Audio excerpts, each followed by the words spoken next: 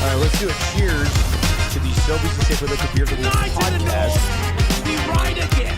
I love you guys. Careful, that cake's hot.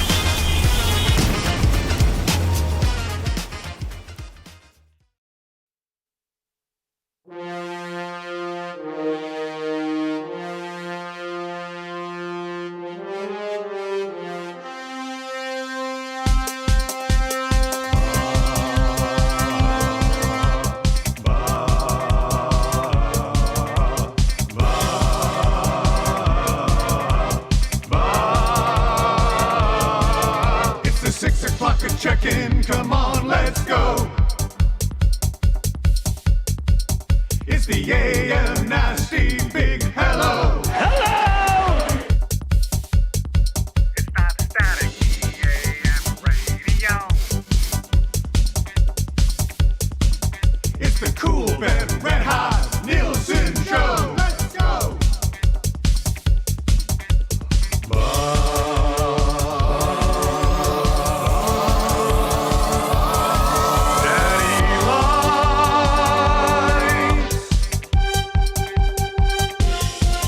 Everybody tuning in, even my wife. Mommy likes too. And those Macromella intros are cutting like a knife. Hey, it's Mitch texting in, he's your dealer for life. The cracker 6 o'clock, I'm logging with some sirloin bites.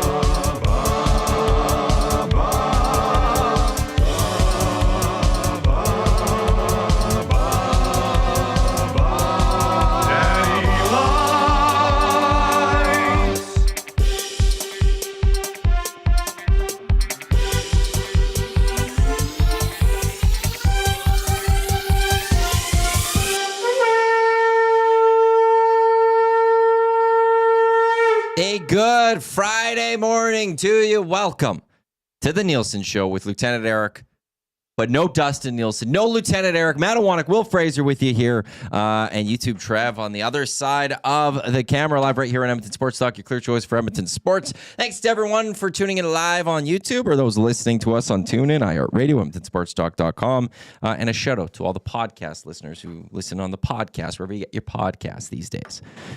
Usually Apple or Spotify, Sure. but maybe there's another place that you get it. The Nielsen Show is presented by South Fort Chevrolet. We want to run a free full vehicle 79-point inspection for the first 10 people to call and book. Drive a little, save a lot at South Fort. Chef, Will, how are you this morning? I'm good. I kind of feel it's appropriate after last night's game that they brought in the Adam Henrique and Victor Arvidsson of Edmonton Sports point. Radio. Yes. Yeah. Dustin Nielsen, Connor McDavid. Yeah, exactly. Lieutenant Eric. I was Draisaitl. going to call him Eric Cole for a second there. Yeah. Lieutenant Eric. Yeah. Leon Draisaitl. Yeah. So who's Stuart Skinner? Who's getting the concussion protocol today? Well, I think. Well, I guess it's Trev. Yeah, he's never really all there. Always embellishing. Oh, Trev wasn't expecting that shot this early. We've got lots to get to on the show on this Friday. Everyone's pulling for him. He grows a great mustache. He does. Yeah. But and he's busy right now. Right. He even said, I've got to finish this one little thing before I could jump on the show. Yeah. So it's an early pull. I can't even defend myself. You couldn't right even now. defend yourself at that point. yeah. You got me. I wasn't expecting that. That is funny. It is. There's funny, a sizable minority of people listening who would rather have Calvin Pickard. Yeah. Like, yeah. Which is Zach. Okay. Yeah. I get it. I get it. On the show today, we got TSN Hockey Insider Chris Johnston, presented by Pro-Am Sports. He was going to stop by just after 7 o'clock. We got Sobeys Safeway Liquor Beer of the Week. Troubled Monk from Red Deer will be joining us virtually. Bud will be joining us from Troubled Monk. And then there's a lot to discuss on the show today, which we'll get into momentarily. I do want to just quickly throw out a couple of things. We've got Savage the Plumber. Good morning from Cedar City, Utah. Okay. Can I get a conch for my children for remaining relatively well-behaved through 2 days of driving? Why not? I like the relatively well behaved.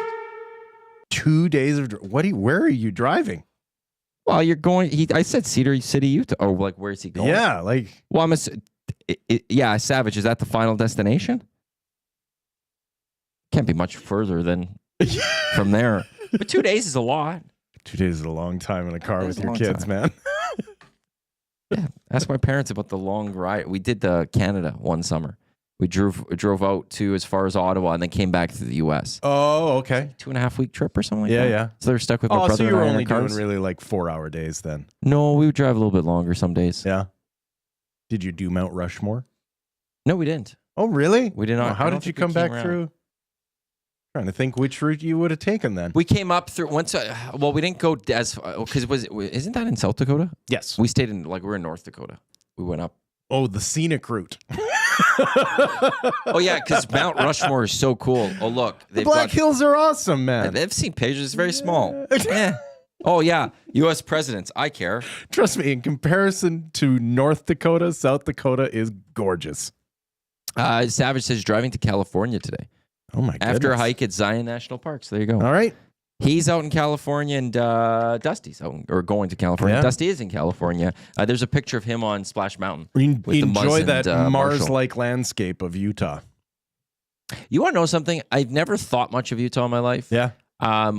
When Utah Hockey Club played their first game in Salt Lake. Yeah. ESPN was there live, and I remember we had the pregame on here. It's beautiful. It looked beautiful in Salt Lake. In a lunar landing sort of sense. like, there's it's mountains a and stuff, different it looks. world, man. Is it? Yeah, yeah. It's a really different environment. Also, I have to do a quick shout out to RBM. He sent a picture. His wife came in yesterday and bought him a little birthday gift. Got him a full zip hoodie of Edmonton Sports Stock. He says, "Thanks for the hoodie yesterday. Birthday gift from my wife." Don't have to thank me. That's all your wife. Yeah, exactly. Thank your wife on that one. It was lovely meeting her. I didn't know if I know it's RBM's birthday on Sunday, so an early happy birthday from all of us. There's a conch for you, RBM. Wow. I didn't know when he was going to be getting the gift, but he's texted that in. So happy birthday, RBM, from all of us here at Edmonton Sports Talk. Happy birthday. Thank you for throwing that out there. Yeah. We also got curling going on right now. Canada's looking pretty good against China. I do not understand China's game management.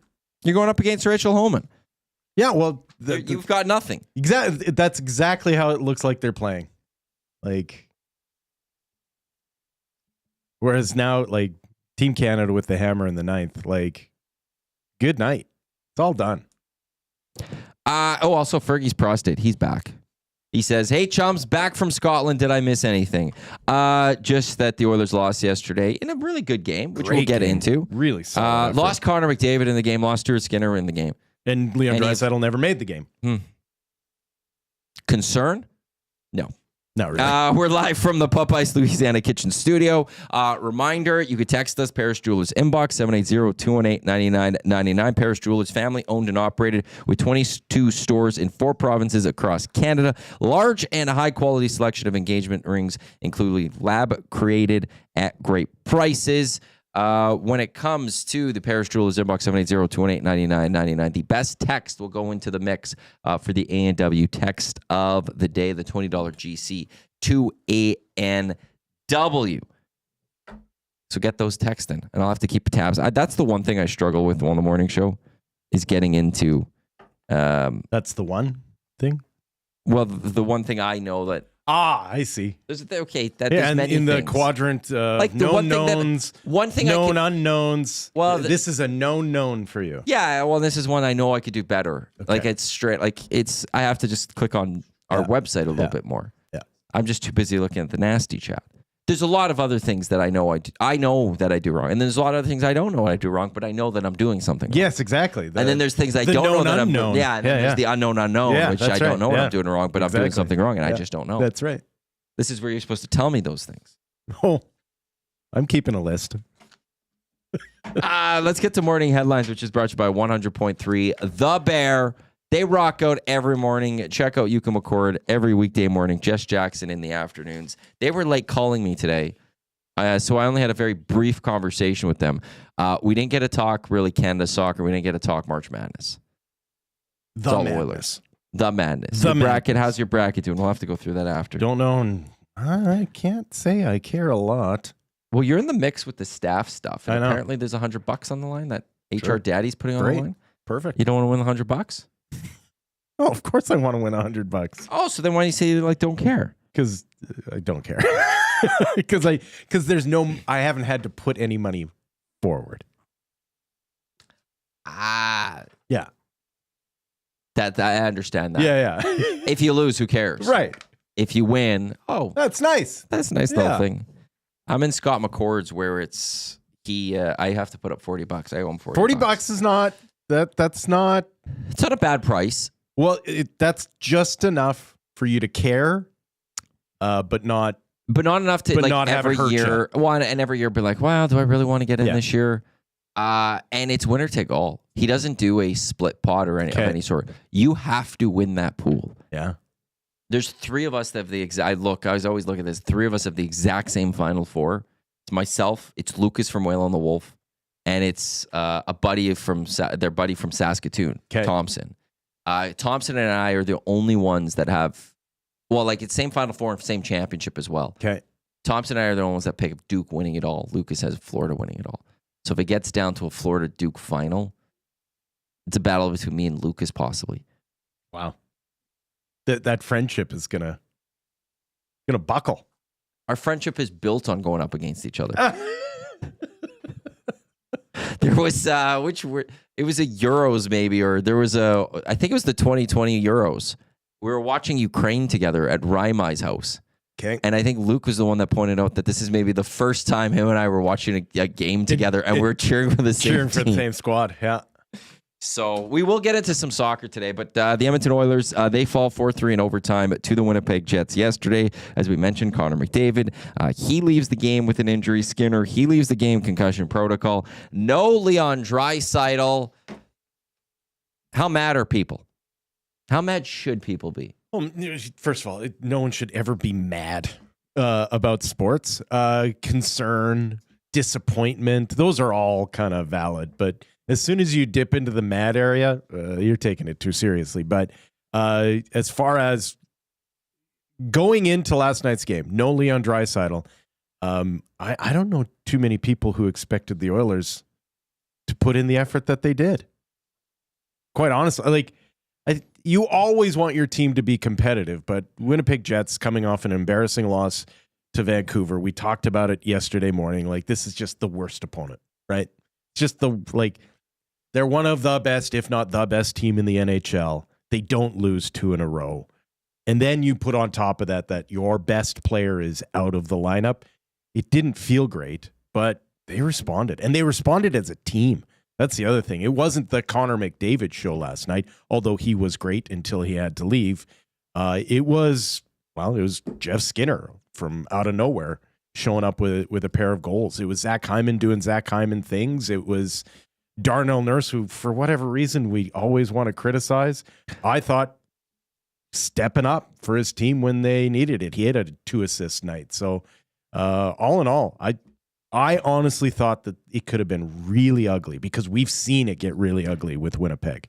The thing I would say for the Edmonton Oilers, too, is that I would like from yesterday is the fact that there was no Connor McDavid, there was no Leon Draisaitl. And they pushed back. And they tied the hockey game. Yeah. They did force overtime. Yeah. So I think overall, for the most part, it's not a bad result for the Edmonton Oilers. Not even close. That's a really solid result. The concern comes to, okay, what's happening with Connor? What's Really? Stuart Skinner's status? Skinner concussion protocol. Even Knobloch, like, there was no status after the game. Yeah, but Knobloch did say, he wouldn't have pulled him out. Now, a coach would generally not want to pull him out. Yeah. I would expect that he's fine. Connor McDavid is one of those, like Leon. I think it's holds. Okay, there's a little something that maybe happens. Okay, well, playoffs matters more. Playoffs matters more than home ice. Playoffs matters more than fighting for the Pacific Division. Okay, go rest, Connor. Go rest. And we got some messages from Tommy and Reed and stuff in other media that they saw Connor after the game. He was in his suit, talking to players, and he looked fine. Yeah. So I don't think there's any worry at this moment when it comes to Connor McDavid. I don't know when the Oilers and me practice personally, today. I always have very little worry about Connor McDavid when it comes to his health. Like, he is the anti-Thatcher Demko, right? You see Thatcher Demko get up slow, and you're like, oh, man, is this going to be another 3 months? Whereas Connor McDavid, even if his wrist was hanging at a weird angle, you'd be like, well, he'll be back in 2 weeks. Like, it's not just that he rarely gets injured, but when he does, he's always back way sooner than you his ability to heal is better than anyone else in the league. So I have very little concern about Connor McDavid. The Leon Draisaitl does concern me anytime you're talking about hamstring, muscle strain, pulls, tears, that sort of a thing, because those can linger longer than you want them to. But until I'm told otherwise, Connor McDavid doesn't concern me. Oilers do practice 11:30 today, so we'll get a little bit more of an update. Trev, you were at the game. Yes, I was. Kind of. Your thoughts? Thoughts on McDavid and Just the game. Draisaitl being injured? The game overall. It was a What good you game. saw? It was a good game. What I saw. Okay, well, that's one thing that's interesting because I couldn't really see too much. I loved the Sportsnet Lounge. It was awesome. Really good food. I had, let me tell you, I went like back 3 times with full plates. It was unbelievable. But as far as I couldn't see. That's one thing. If you lean over a little bit, you cannot see nothing. And maybe some nasties know that, but it was tough. I'm not going to lie. So I couldn't see a heck of a whole lot when they were in our end, or I guess the Oilers end there. And so as far as the game goes, I thought it was okay. They're playing the league best without Draisaitl, without McDavid for the third period. I mean, to get a point, to avenge a point, that's pretty solid if you ask me. And then you throw in the fact that Stuart Skinner, he gets called out, Calvin Pickard. Like it's that wasn't the true Oilers, I'd say. And so I'm not worried as far as taking out McDavid. That's probably the best call. Like the Jets are a very physical team, especially in the third period, going in tied. Yeah. Imagine what they would have been doing because McDavid would have had the puck all night long, right? They would have been giving it to him. So I'm totally okay with that. They get a point. It's I'm calm. I'm feeling really good, boys. We'll get to the morning after show after Trev's sports update in about 10 minutes here. Also, last night, Canada Soccer losing 2-0 to Mexico. Blown opportunity for a chance to win their first trophy since 2000. Yeah. Because Panama surprising the U.S. and knocking them out yesterday. Is it a surprise anymore? This has been an underperforming U.S. squad for years but now. there still should be better than Panama. Yeah, but right? It's kind of one of those things where it's like we've been saying they should be better for 3 years now. Even a bad U.S. team should still beat Panama when they're home in SoFi, even though no one showed up in America. But at a certain point, you have to start going, maybe they're not as good as we think they are. With the defending Nation League champs. Yeah. Canada goes up against Mexico, gives up an early goal. Yeah. Little unlucky on that. Yeah. Because it bounced and hit a couple. Bombito had hit out Davies, and the Mexican player was right there to come in alone to put it past St. Clair. We got screwed. You think? That was a penalty. Yeah. And VAR doesn't look at that. And if the roles were reversed, Mexico's getting the penalty. If that's the U.S. is getting the penalty. Yeah. If that's a South American team, they're getting the penalty. But it's Canada, it's CONCACAF. We didn't get the penalty. We could have equalized. And then it just wasn't there for Canada the rest of the way. They looked disjointed. They never really found a groove. Sometimes Alphonso Davies, he tries to do too much. He tries to do it all by himself. It was a disappointing match for Canada. Even Jesse Marsh, as good as he was with Copa America and stuff, thought his substitutions came a little late. They give up the later goal to make it 2-0. But there was never, Canada dominated possession, but there's never a moment where I was like, they're threatening. Do they have an Alphonso Davies problem? Well, he's the captain. I know, but I think I know what you're saying here. I'm saying that when he has been absent, has been some of their best performances as a unit, as a team.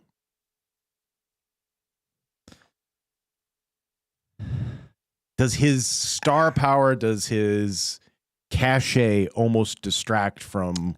No, I think they need to they played him in the back. I think they need to play him further up, and he's fine. Okay. I think you need to play him. I think it was Derek Van Diest. He's talked about in the past that you need to play him in the middle and let him have room to move wherever he wants, and let him be a little more creative. When you keep him on one side, he's then stuck there, and then he struggles. I think what sometimes actually an injury that Canada has is Sam Adekubi's not there.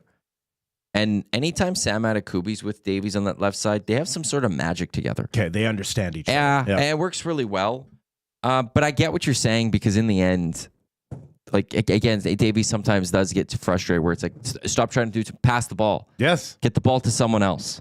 So I don't know. It's again a great opportunity to win our first trophy since 2000. Yep. Our last real big test before the World Cup. Outside of there will be some friendlies, but like this was the semifinal. We get a third place match against the Americans. Yep. You play some young kids. You try some different things. If you're Jesse Marsh, you don't need to do everything else. But screw CONCACAF. I hate CONCACAF. Well, if Canada as a soccer nation has a drawback, and it has always had this drawback, is they don't know how to play the CONCACAF game.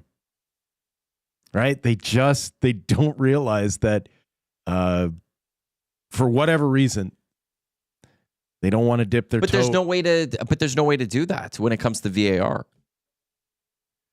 Well, except like what I mean the politics of CONCACAF. The head of CONCACAF is a Canadian.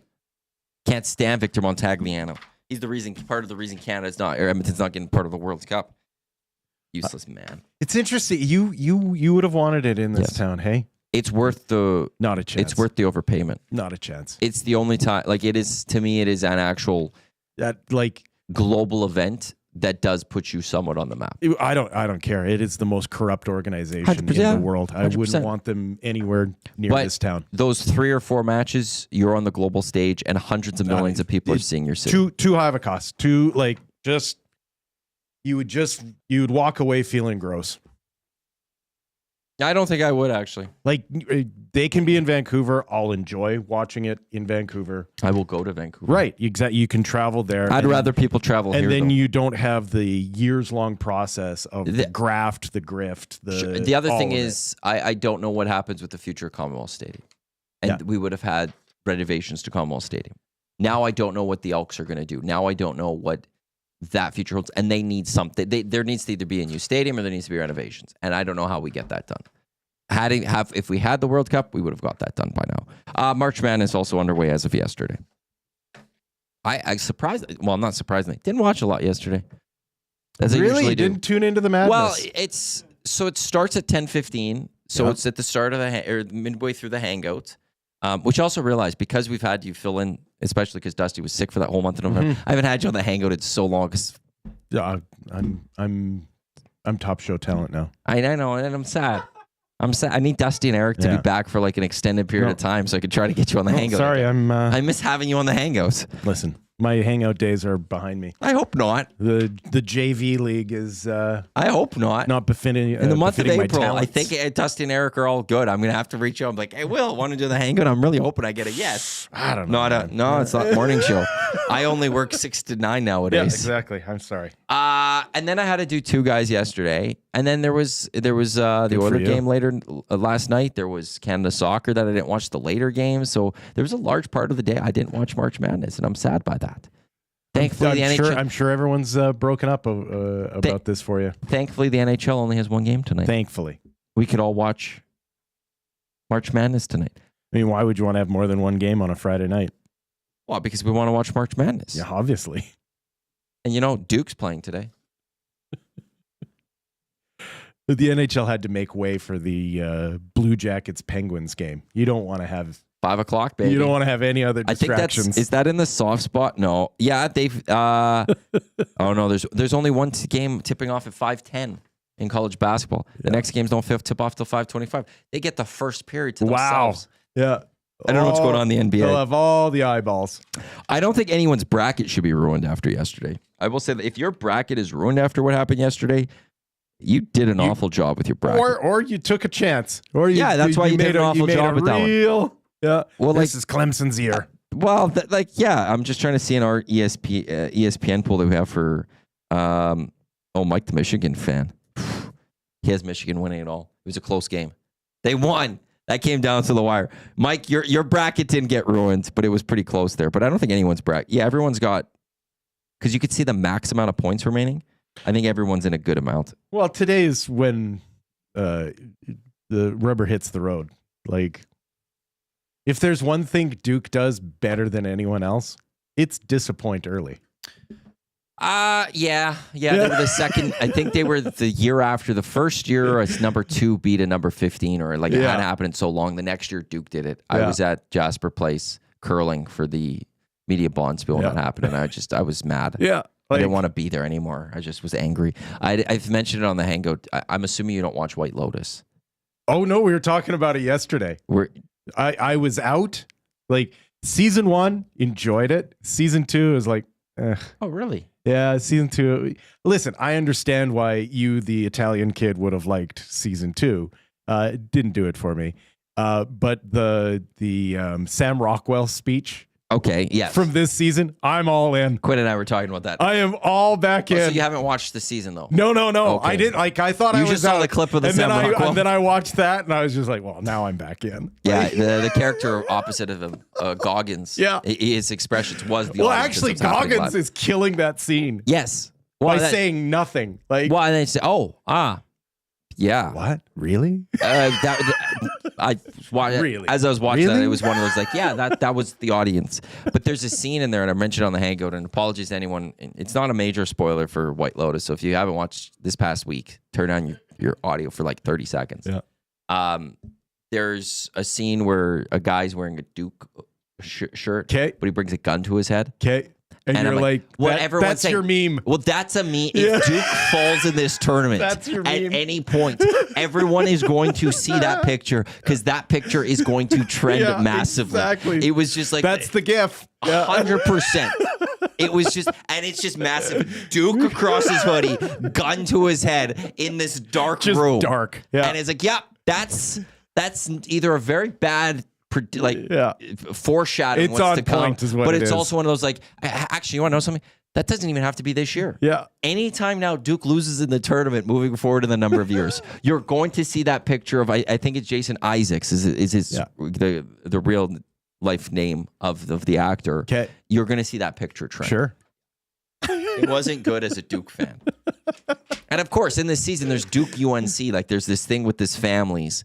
They couldn't use UNC. As a Duke fan, they couldn't use UNC. They had to use Duke. Had to be Duke. No one's had more crushing disappointment than Duke fans. We've also had championships. You have.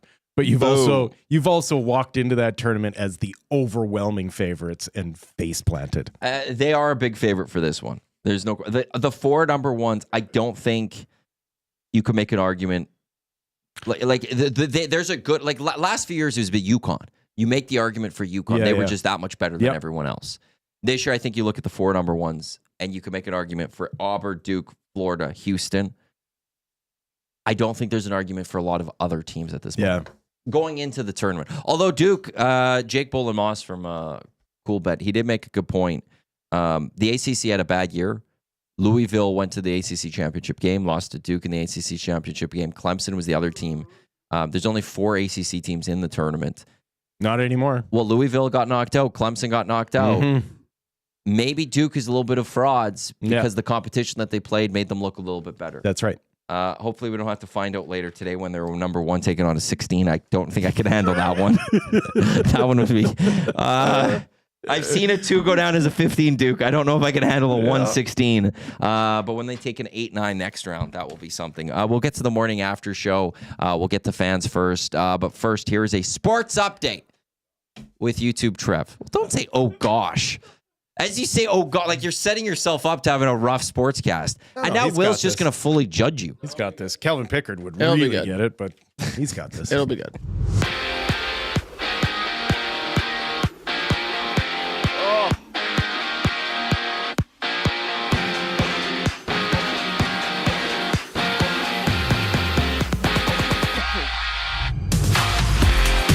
The 3-game win streak snapped last night as the Jets defeat the Oilers 4-3 in overtime. The Oilers will be back in action tomorrow night when they take on the Seattle Kraken. 13 other games around the NHL last night. The Avalanche all over the Senators 5-1. Flames hold out to defeat the Devils 5-3. Maple Leafs win over the Rangers 4-3. The Canadiens fall to the Islanders 4-3 in overtime. And Dylan Holloway sets up Philip Broberg for a 4-3 win over the Vancouver Canucks in overtime as well. Tonight in the NHL, just one game. The Penguins host the Blue Jackets going at 5. In the WHL, the Oil Kings head down south to take on the Lethbridge Hurricanes for their second last game of the season. Puck drop starts at 7 o'clock. In the LGT Women's World Curling Championship, Homan's Canada Rink is currently up on the Chinese. 7-5 is the score. Final. That is the final. And the madness has begun. Number 1 ranked Auburn and Houston advanced, while there were some upsets. McNeese upsets number 5 Clemson, and Drake upsets number 6 Missouri. Action continues later this morning. In the association, the Raptors have now lost 3 straight, falling 117-114 to the Golden State Warriors, and just 10 games around the association later tonight. Join Dustin Nielson, Trey, and Tyrell Ford and other special guests on Tuesday, April 8th at the Bell in Scona for Edmonton Sports Talk Bids for Kids presented by GS Construction, a live on-location show featuring a delicious appetizer buffet, silent auction, 50/50, and more. Tickets are limited. Find them at www.kidsportbidforkids.com.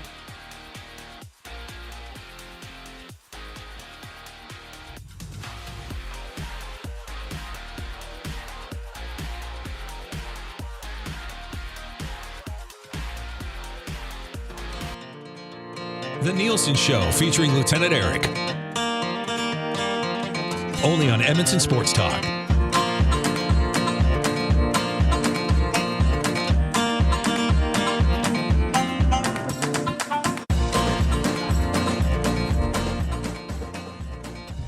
.633, this is the Nielson Show featuring Lieutenant Eric.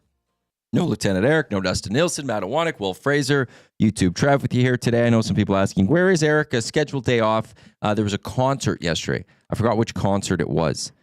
And he wanted to go enjoy himself and not have to worry about coming in early today. Although, hey, it's not my fault. Actually, this one's on him. No one told the Bear Boys about the morning hit. So he got the call and he answered the phone, which is also a rookie mistake.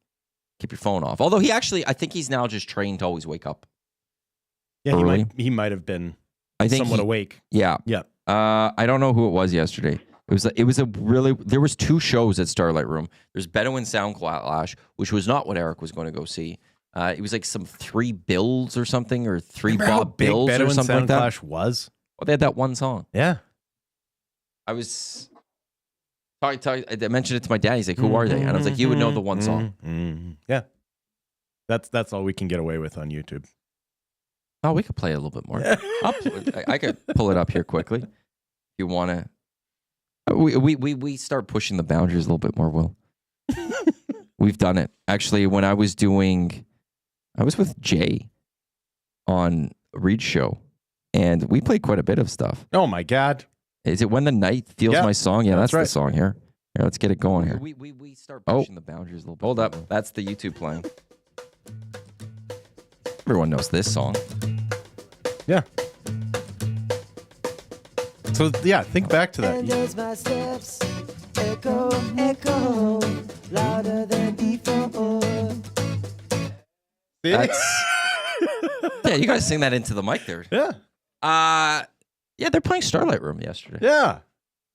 That's what I mean by, like, they were huge. I'm surprised they're just still going. Yeah. We got to get to the morning after show. Oilers lose to the Winnipeg Jets. A 4-3 in overtime. We talked about it a little bit earlier. Connor McDavid he left the game. Stuart Skinner pulled from the game with concussion protocol. It is an interesting one with Connor McDavid too, though, I will say, because the official word from the Oilers PR, they sent it to the media group chat, and they called it a lower body injury. And I know, Cass is questioning that. He questioned it on the post-game show last night because he says when he watched that, he doesn't see how it's a lower body injury. As Cass was saying, like, if you said it was something like shoulder, he'd be like, yeah, I could see that. He said if it was wrist, I could see that. Didn't see how it was a lower body injury. And I know Rip City joking about it in the nasty chat, saying the Oilers say it's a lower body injury, so it's going to be shoulder or something like that. Yeah. I don't know what type of games the Oilers are playing. Would be playing with something like that. But to your point earlier, he just does such a quick healer. As long as it's not anything super serious, he's fine. Yeah. He'll be fine. I could see it could be a groin. Like he could have tweaked something. I'm glad that they kept him out. I mean, we saw a couple nights ago with Leon Draisaitl. He got banged up a little bit, and they kept him out there. He's playing for the point streak. He's trying to score 50 goals, and then he isn't available for this game yesterday, or probably could have played, but maybe they shouldn't have played him on Tuesday night as much. It's nice that Connor ends the second period. Something's not feeling right, and with where the Oilers are right now, just we're good. Yeah, boys figure this out. Yeah, and I actually think that's important for the team ahead of them. Because sometimes I feel like when you have two guys like Connor and Leon, maybe as a team you just defer. Like if things get bad, we got Connor, we got Leon. Yeah. They'll do it. They've got it. And they were forced to yesterday make the comeback. Yeah. They were forced to get that one goal to force overtime, and they didn't have the default of, well, Connor and Leon will do it. Yeah. I think that was important for the team. Let's play the flip side. If you're a Winnipeg Jets fan right now, how are you feeling about your team? Well, I don't think I can answer because I don't think Winnipeg Jets fans are happy with me because I think they're a team that always will find a way to stub their toe in the playoffs. Well, this is just like and that's yesterday what I mean. Helps me with that. Yeah, that's what I mean. Like they get embarrassed in Vancouver. You're expecting a pushback, and they have to go to overtime against an Oilers squad that half their lineup is out. Like if you are hoping for a different result in this year's playoffs, i.e. a long playoff run, was there anything about the last night's game that has made you go, okay, now they're rounding into form? Like to me, that was, I was expecting the Jets to hammer the Oilers. Like I was expecting to come in here today going, wow, did they chase him out of the building?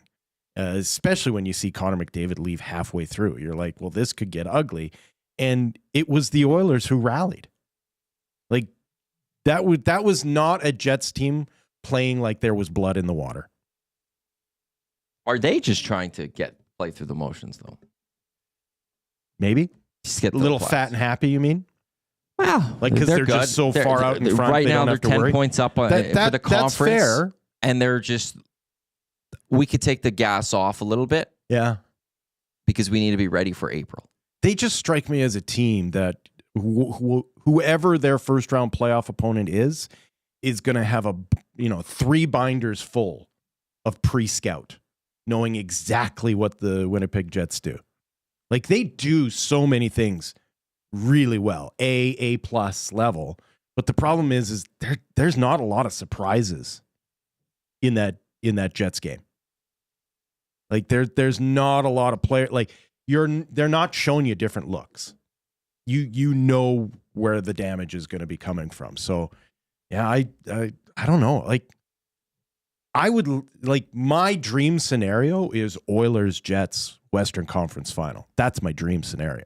Well, and there's a good chance of that happening. Right? Like that's what you cross your fingers about. But then you see that and you're like, I don't know, like does this team beat a Dallas Stars or Avs?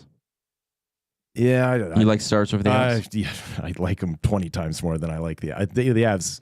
Depth is just not there, right? But can they beat a Dallas Stars team with some good playoff experience? I don't know. The wild card spot in the West also tightened very much yesterday. St. Louis Blues currently sit in the last wild card spot, 77 points. A 3-point game between them and the Canucks. Yeah, the Canucks are at 76 points. Yeah. The Flames are at 75. Utah's at 73. Yeah. The thing though is the Calgary Flames, they have 2 games in hand. Yeah.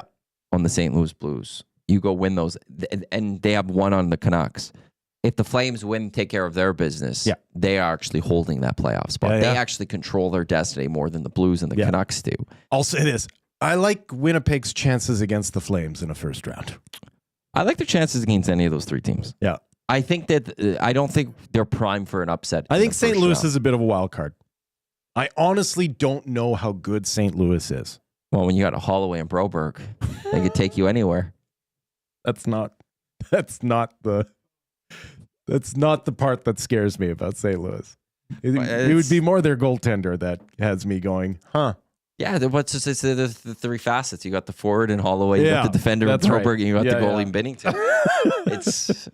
It would be more the Binnington who, we've seen it, who can flick a switch and be the best goaltender on the ice. He gets named. Did you see that they're going to name 6 Olympic players in like June Okay. per team? He's going to get named for Canada, you'd have to think. Well, after what he did in a gold medal game, yeah. Yeah, he's part of that. Yeah. Even if he's not, he gets the start for the first game, no matter how he's playing. but I think, but the nature of the Olympic tournament is they're going to be able to play their backup as well. They're going to be able to leave it as an open question. Sure, but I think I think he's guaranteed game 1. Even if he stumbles to start next year, and let's say Aiden Hill goes on a run or something, let's say, Or Logan Thompson. I think you still give Binnington game 1. If he stumbles in game 1, then you look at another thing. But if he wins game 1, then it's okay. No, this is your net. Who did I said? Darnell Nurse, Trev. Yes, you did. Let's hear from Darnell Nurse. Post game yesterday, a game yesterday where a turn. You said 2 assists. But there was a lot of heat for Darnell Nurse yesterday. Turnover late. Assist to the game winner as well. Hey-o. Wait, he's having a great year. I would say it wasn't his best game overall for the Edmonton Oilers this season. That was a big ask. Here's Darnell Nurse post game with the Oilers media. I mean, them being a good team on top of it all, and some of the players that weren't in the game or left along the way. How do you feel about how your team rose to that? Yeah, I think we played really well. There's obviously challenges throughout the game, and whether I was losing guys and a few PKs there at the end. I think that our team battled hard and found a way to get to OT. With the PK, it's kind of been up and down this season, but clearly some ups lately, including tonight. What's working a little better, do you think? Yeah, I think we're just playing with instinct out there on our toes. A lot of times when you're getting scored on, the PK forces you to get on your heels and let the other teams do what they want. And I think we dictated the play a little bit when we were out there on the PK, and that's got to continue. You guys had liked your game here for a few games, until the scramble at the end. Obviously, how do you feel about your game tonight overall? Yeah, our game tonight overall was good. I think take an OT shift back, and I think our game as a whole is really good, and got to continue to build off a lot of things that we've been doing. That's a really good team that came in here, and we played a good game. Might be a stupid question, but how much does the dynamic kind of change when you're already missing Leon, and then you go into the third without Connor? How does that change the group? I mean, it's obviously two of our best players, 2 of the best players in the league. So there's an adjustment, but I think with our group, it just meant more opportunity. Guys seized it and went out there and made the most of their opportunities, whether that was creating chances or just working hard and playing the offensive end. And it's great. It shows the resilience of our group. There is Darnell Nurse post game with the Oilers media. Let's get the fans first, which is brought to you by. No, the Fan Zone brought to you by Fans First. The Fan Zone brought to you by Fans First. By fans, for fans, no fees. Get your Oiler tickets all season long. Fansfirst.ca. RBM in the Paris Jewelers inbox, 780-9999. I'm very pleased with an Oiler team missing their 2 best players and their starting goalie, yet they're able to gut it out with a great effort to fight for the point against the best in the West. Good for them. So RBM with the positivity when it comes to the Edmonton Oilers. Bone saying earlier, PK might be my first star. The Oilers did kill off a 5-on-3. It wasn't a long. It was about 30 seconds. Was it 20 40 seconds? Was it 40? Well, so the penalty was at the end of the second, and then 40 seconds into the third. Is that right? Is that how it kind of worked when they had the 2-man advantage? Anyways, Sorry, I got to put somebody in timeout on our channel. I think I already did. Well, you just deleted it. I put them in a full timeout. I think. Nice. I think, unless maybe you did as well. Okay. Jeremy, Ontario. That's the handle. Sincerely, Jeremy Ontario. Good morning, boys. Can someone tell Darnell Nurse he's not an effing goalie? Seems every goal he's either lying on the ice or blocking the goalie's view, trying to play goal himself. So then that's there's a little bit of anger towards Darnell Nurse tonight. Actually, or last night. I will say the AI chat for the post-game show yesterday had people mad also at Connor Brown for his performance. Weren't a fan of Connor Brown. I agree with RBM. I think for the most part, if you're the Edmonton Oilers, you lose Connor McDavid in that game. You don't have Leon Draisaitl. You lose your starting goalie. I know. You got at one point against the best team in the West. Exactly. That's a good loss. Like, yes, it was a close hockey game. The Oilers, like, I feel like you could feel the Oilers had that slump a little bit. They won 3 straight, beat the Islanders, Rangers, and Utah. Don't want to take anything away from those 3 teams, but we're not thinking that they're full contenders now, going for the Stanley Cup this year. You got the Winnipeg Jets. This was a chance to be like, okay, are you back? Are you back to being the Edmonton Oilers? And I think we saw that more, for the most part, like, yeah, that they're closer to being back to being the Edmonton Oilers because, again, you're missing those top players, and you were able to push the Winnipeg Jets very far. Beat Hellebuck 3 times. You change the scenario, right? You give me Connor McDavid and Leon Draisaitl in overtime. Like, there's a real good chance we're talking an Oilers 4-3 overtime victory.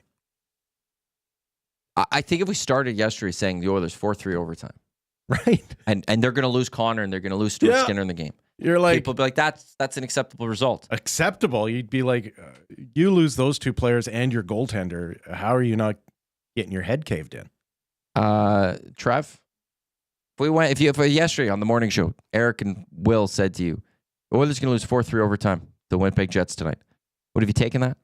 Yeah, absolutely. Like that, I wasn't able to listen to post game last night, so hearing that that's what the discussions were is kind of annoying because you lose. You guys have said it.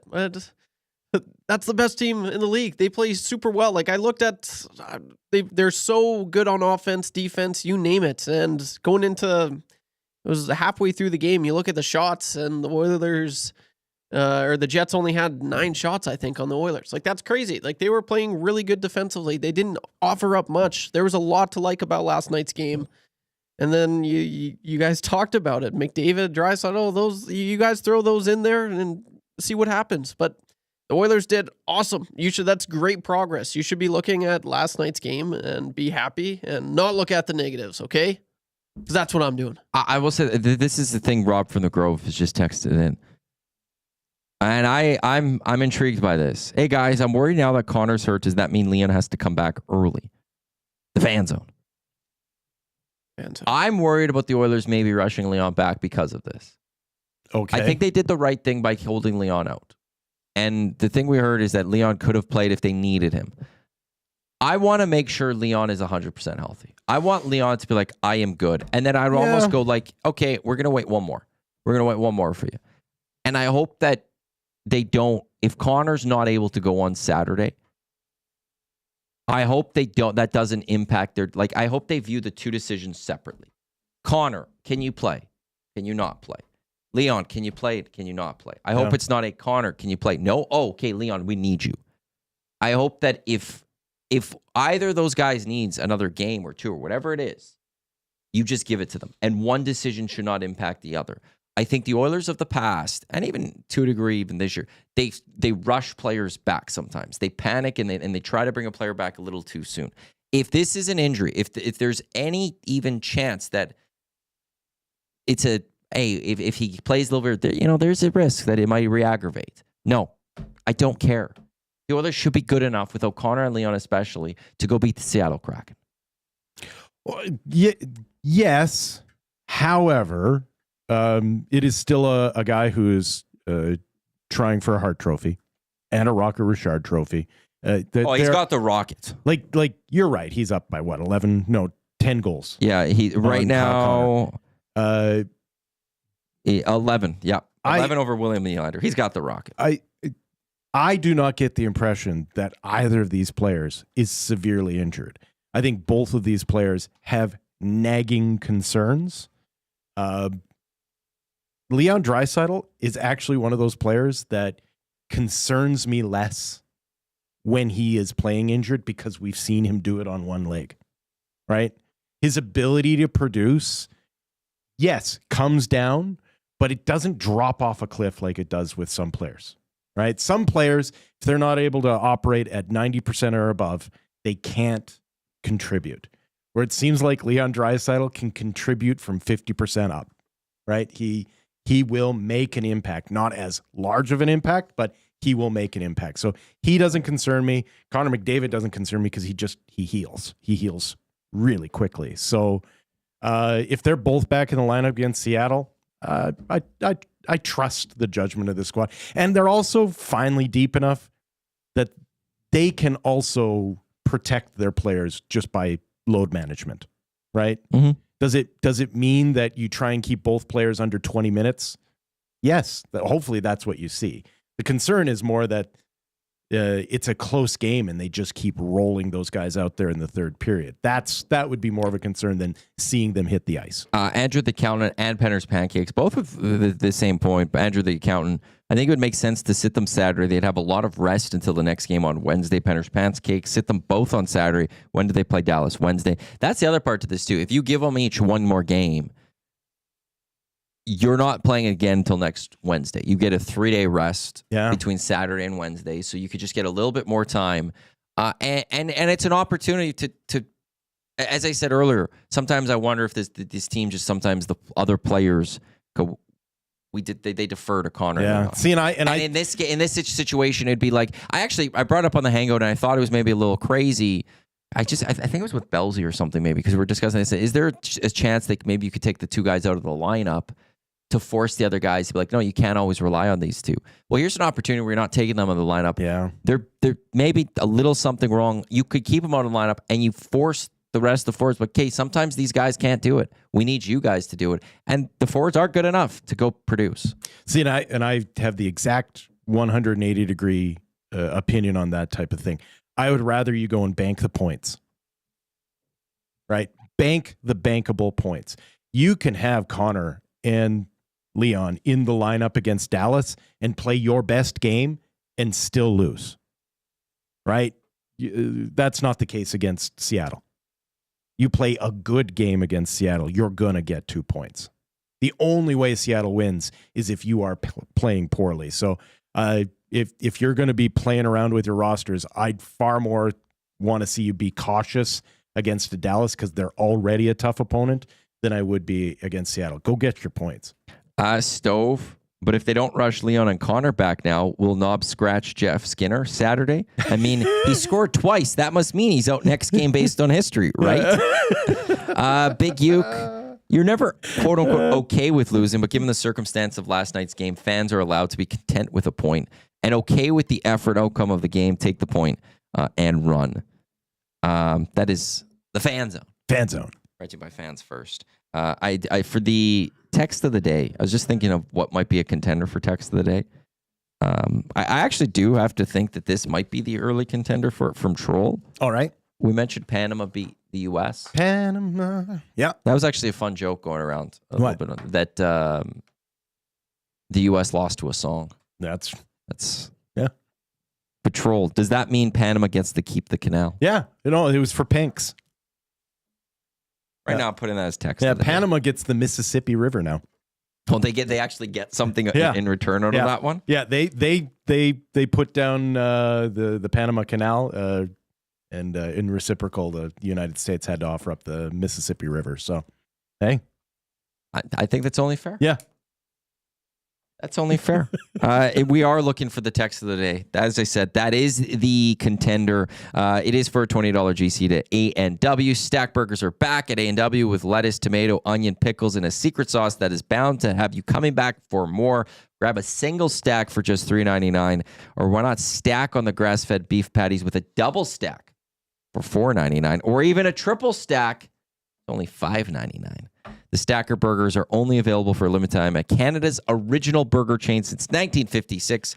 Head to A&W today. Also, just after 8 o'clock, we got kind of easy trivia for Mr. Mike's GC. Will has given me. Oh, don't show them to him. They can't see that far. They won't be able to see. They can't even zoom in and see. Nowadays, technologies, they've screen captured that already. They're studying. That's supposed to be Anne, by the way. Yeah. You forgot the Anne. Throw that out there. I will say it's not hard. It's not, no. But it's not easy. Like, it's not the easiest. You're saying it's kind of easy. It's, you want to know something? Yeah. Because there's kind of easy in there? Yeah. I think so. There's one little stinker of a question that I'm trying to trick people with. That one? Yeah. You love that. I'm fine with it. That's right up your alley. And I didn't actually still go back and listen. And I don't want to throw them under the bus too much here, but with kind of easy trivia yesterday with the Bootski and You showed me the paper after. It's true or falses. Like, it was a 50-50s. And it's one of those I look at it and go, like, it's... I don't. It's not full common sense, but just reading the room, right? The temperature, right?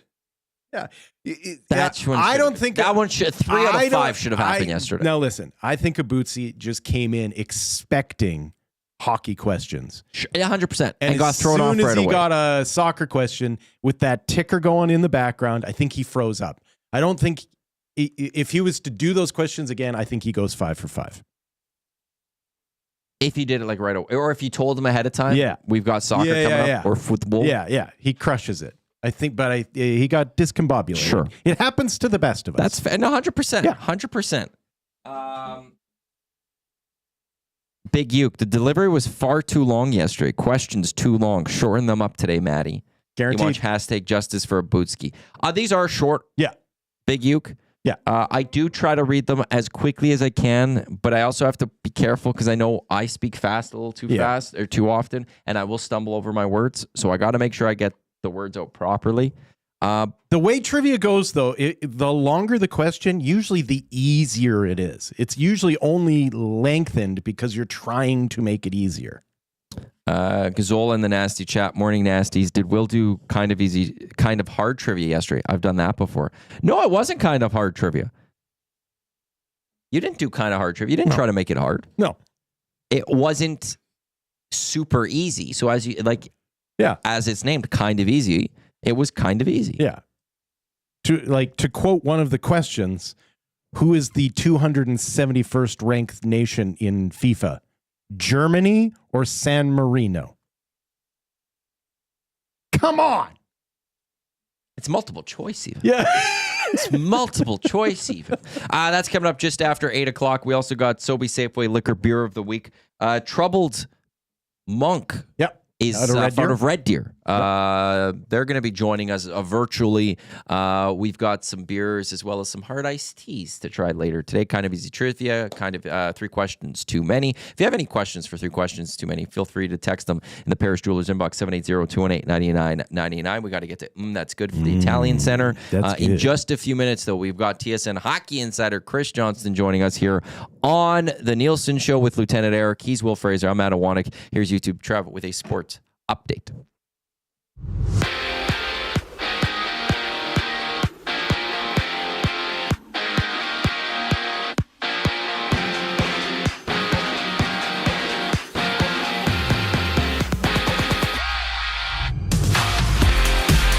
The 3-game win streak snapped last night as the Jets defeat the Oilers 4-3 in overtime. The Oilers will be back in action tomorrow when they take on the Seattle Kraken. 13 other games around the NHL last night. Avalanche all over the Senators 5-1. Flames hold out to defeat the Devils 5-3. Maple Leafs win over the Rangers 4-3. The Canadiens fall to the Islanders 4-3 in overtime.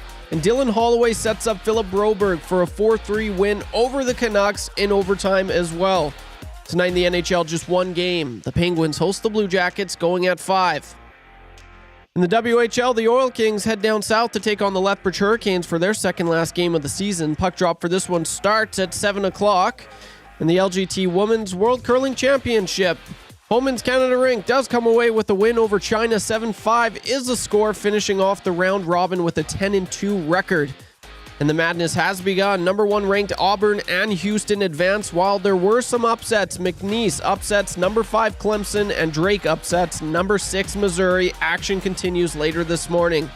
In the association, the Raptors have now lost 3 straight, falling 117-114 to the Golden State Warriors. In just 10 games around the association later tonight. Finishing off with some soccer, Canada loses to Mexico in the CONCACAF Nations League semifinal. Mexicans will face Panama in the final, while Canada takes on the U.S. for a third-place game.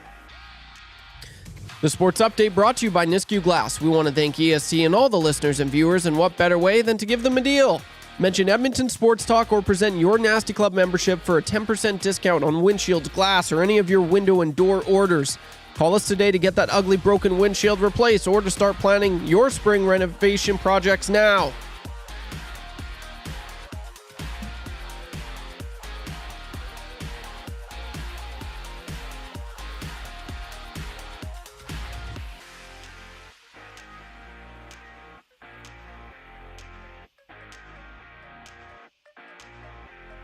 It's the Halloo Crew.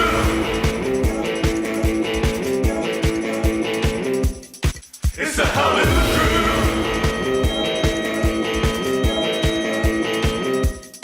It's the Halloo Crew. It's the Halloo Crew. It's the Halloo Crew. It's the Halloo Crew. Halloo, halloo, halloo, halloo, halloo, halloo, halloo.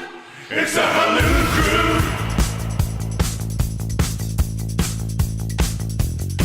It's the Halloo Crew.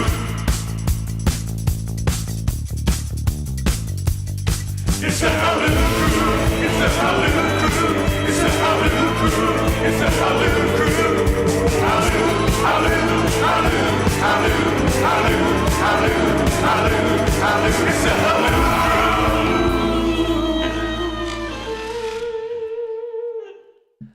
Welcome back to the Nielson Show with Lieutenant Eric, Matt Iwanyk, Wil Fraser in for Dusty and Eric. We've got YouTube Trev as well.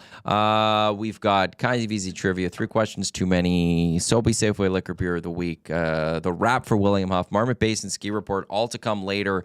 In this hour, though, we've got Cool Bet Hotline of the Day. We got That's Good for the Italian Center. That's good. More Oiler discussion, little Canada soccer discussion. Also have something else I do want to bring up, which will be brought up in That's Good. Do you need advice? I'm here for you, buddy. No. No. Just lay it on me. I don't need advice. I'm usually pretty good. All right.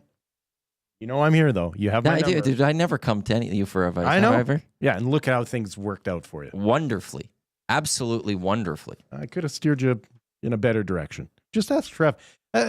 Trev's life mess before he met me. Don't put me into this. Don't get me involved under my in this. guidance. Look, like the guy's taking long walks in the woods. Yeah. You were taking long walks in the woods before, Will?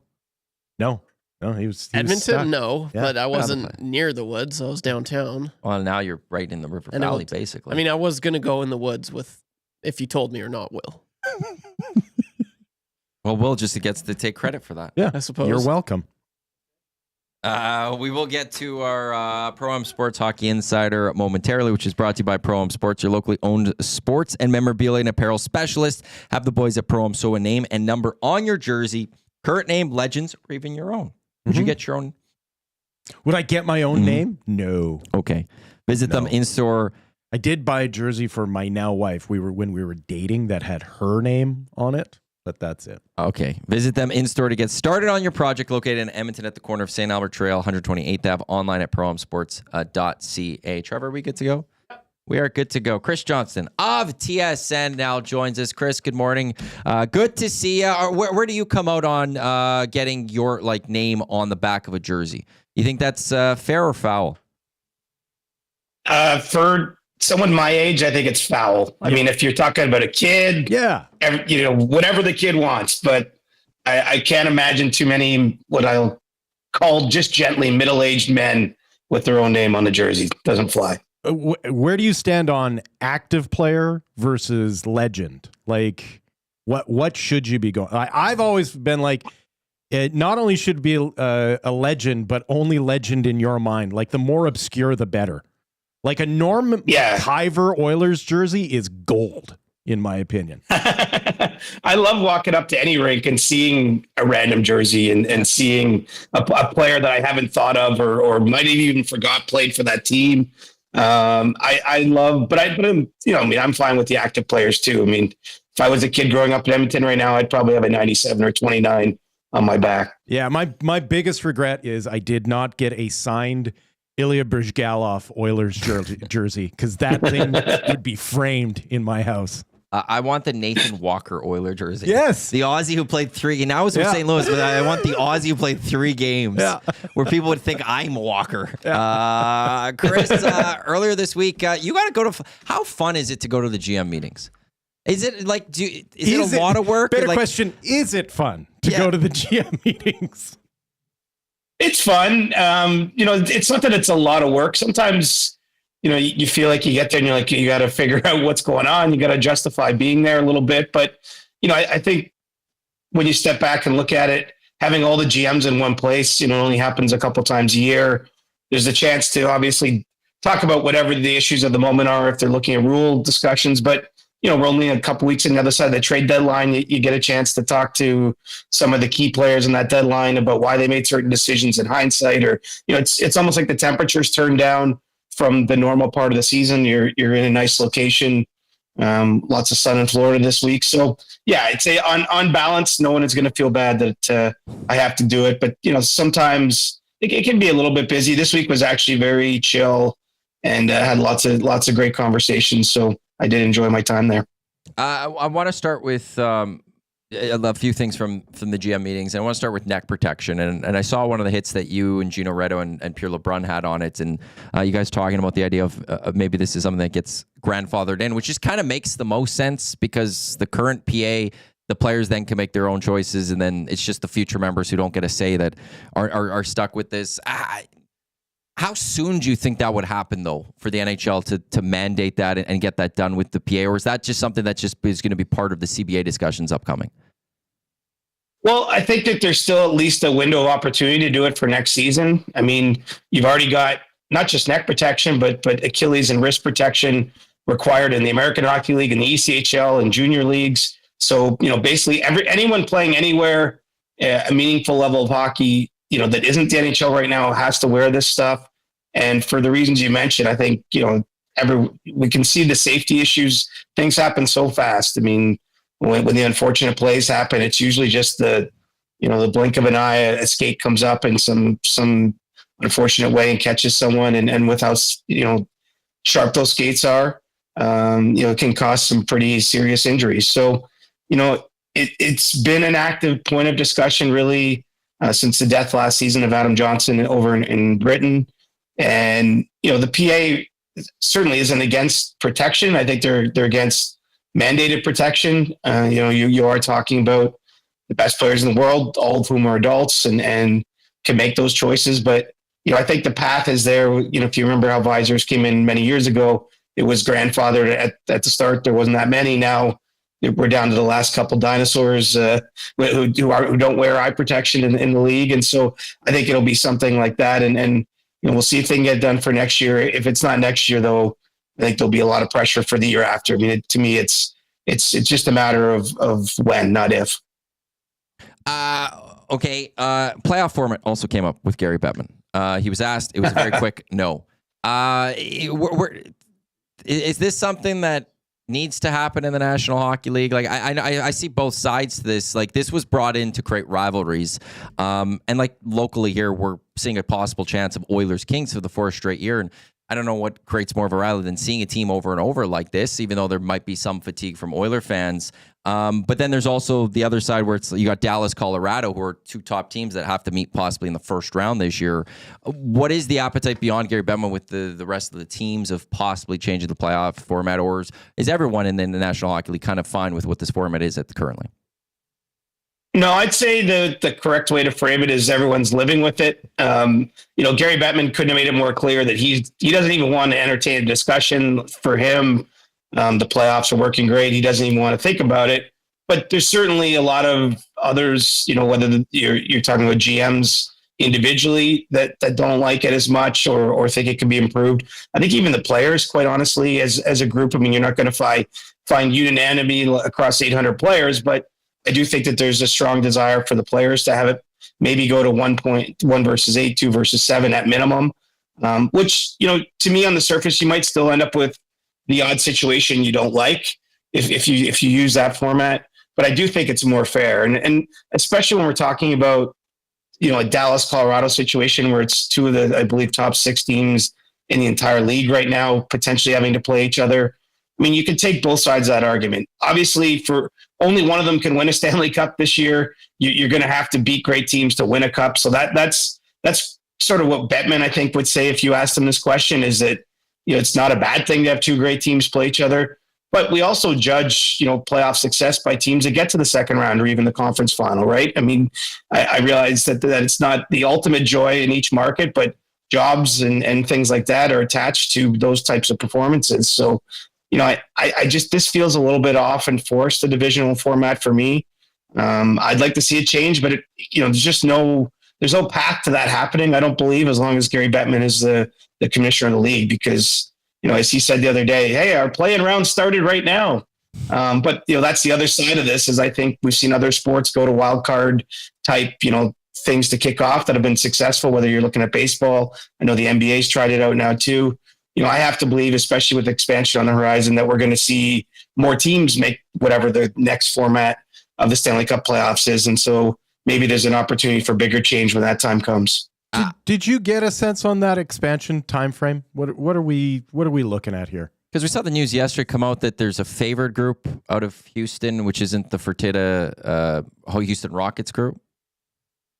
Correct. Yeah, that's accurate. And I don't have the exact time frame. I think it's probably not 2 seasons, but somewhere just beyond that would be like, I don't think it's too far in the distant future, but it's also, this isn't going to get announced, or if it does, I'd be surprised in June or something like that.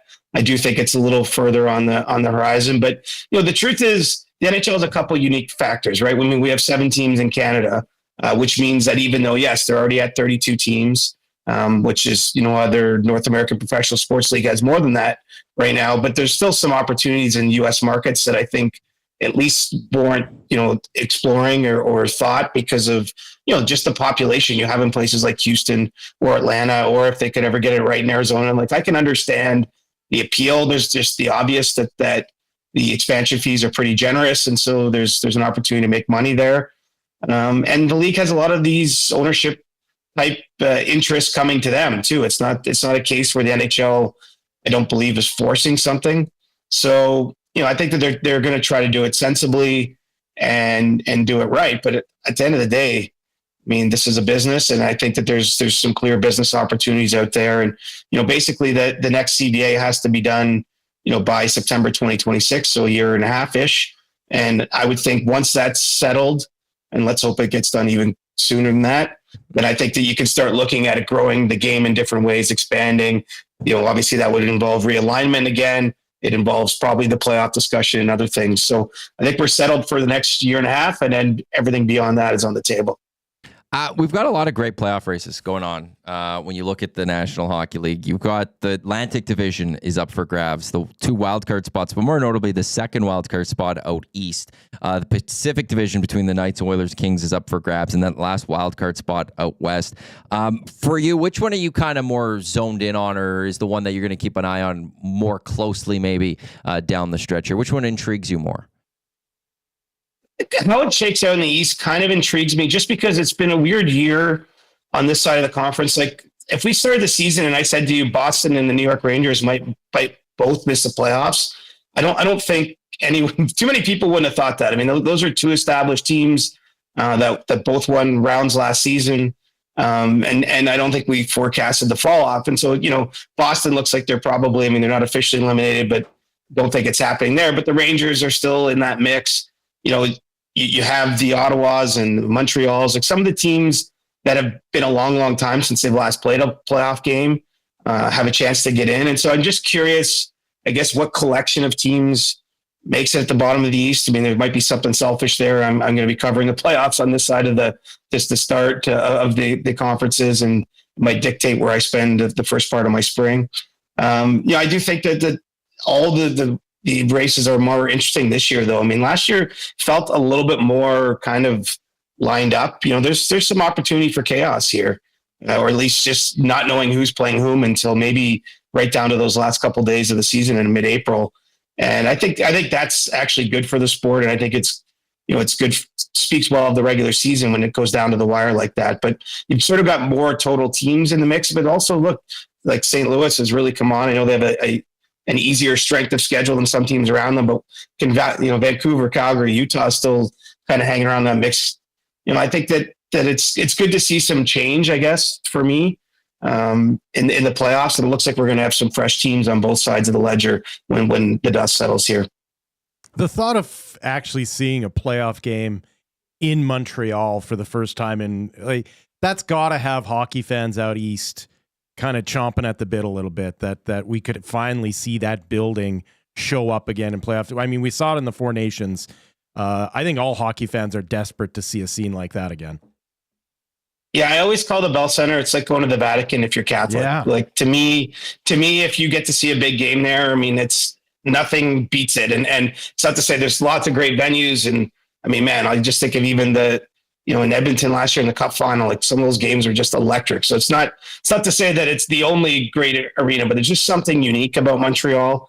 And I'm with you because, they did make the quote unquote playoffs and they had that weird run to the Cup final in the, when we were still in the COVID years. Yeah. But, those games were played either with no fans or as it went along, they had a smaller group of fans. But, it's been a long time since they played with a full Bell Center in the Stanley Cup playoffs and in sort of what we're used to. And look, they have a team on the rise too. I mean, I don't know that, certainly I don't envision them going on a long playoff run this year, but the beauty I think of the playoffs is especially the first round, there can be upsets. If a team is in form, you might catch someone on the wrong day. I mean, Columbus beat that Tampa team that had 60 plus wins a couple years ago in a sweep in the first round. I mean, crazy things happen. I mean, actually it was 2 years ago, Boston had the 65 win season and Florida wasn't the Florida of today, at least not in maybe the public's view. And they lost that round. I mean, anything can happen and you get that special venue. I mean, I personally, I'm not something I'm a Canadiens fan, but I'd love to see it. And, the good news actually, really, if you look across the country here, we could have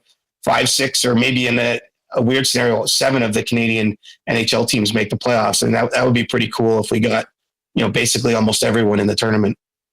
You fill up brackets? Are you a bracket guy? For the NCAA? Yeah. No. Just because I'm terrible at it. I've done it and I am terrible. I haven't. The beauty of it is everyone's terrible and you try to, and that you're the ones that don't know generally have the better shots. Yeah, well, I didn't do one this year, but are the brackets already broken yet? I don't even know. Of course.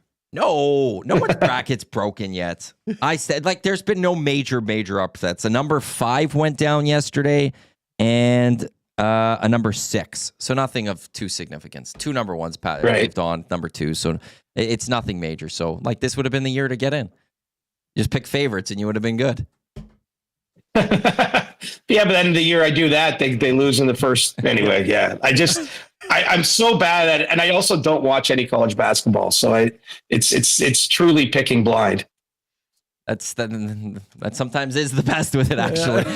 Chris, thanks for the time. Enjoy the weekend of the boys. We'll chat with you next Friday. All right, boys. Be well. Thanks, Chris. There's Chris Johnston of TS and Hockey Insider, brought to you by Pro-Am Sports.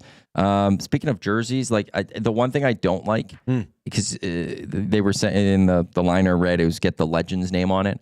I don't like the legend's name in an jersey they never wore, like the style. Oh, I do not want. I do not want to see a Gretzky or a Messi in a current Oilers jersey. Okay, interesting. I think it needs to be in the same style retro as what they played in.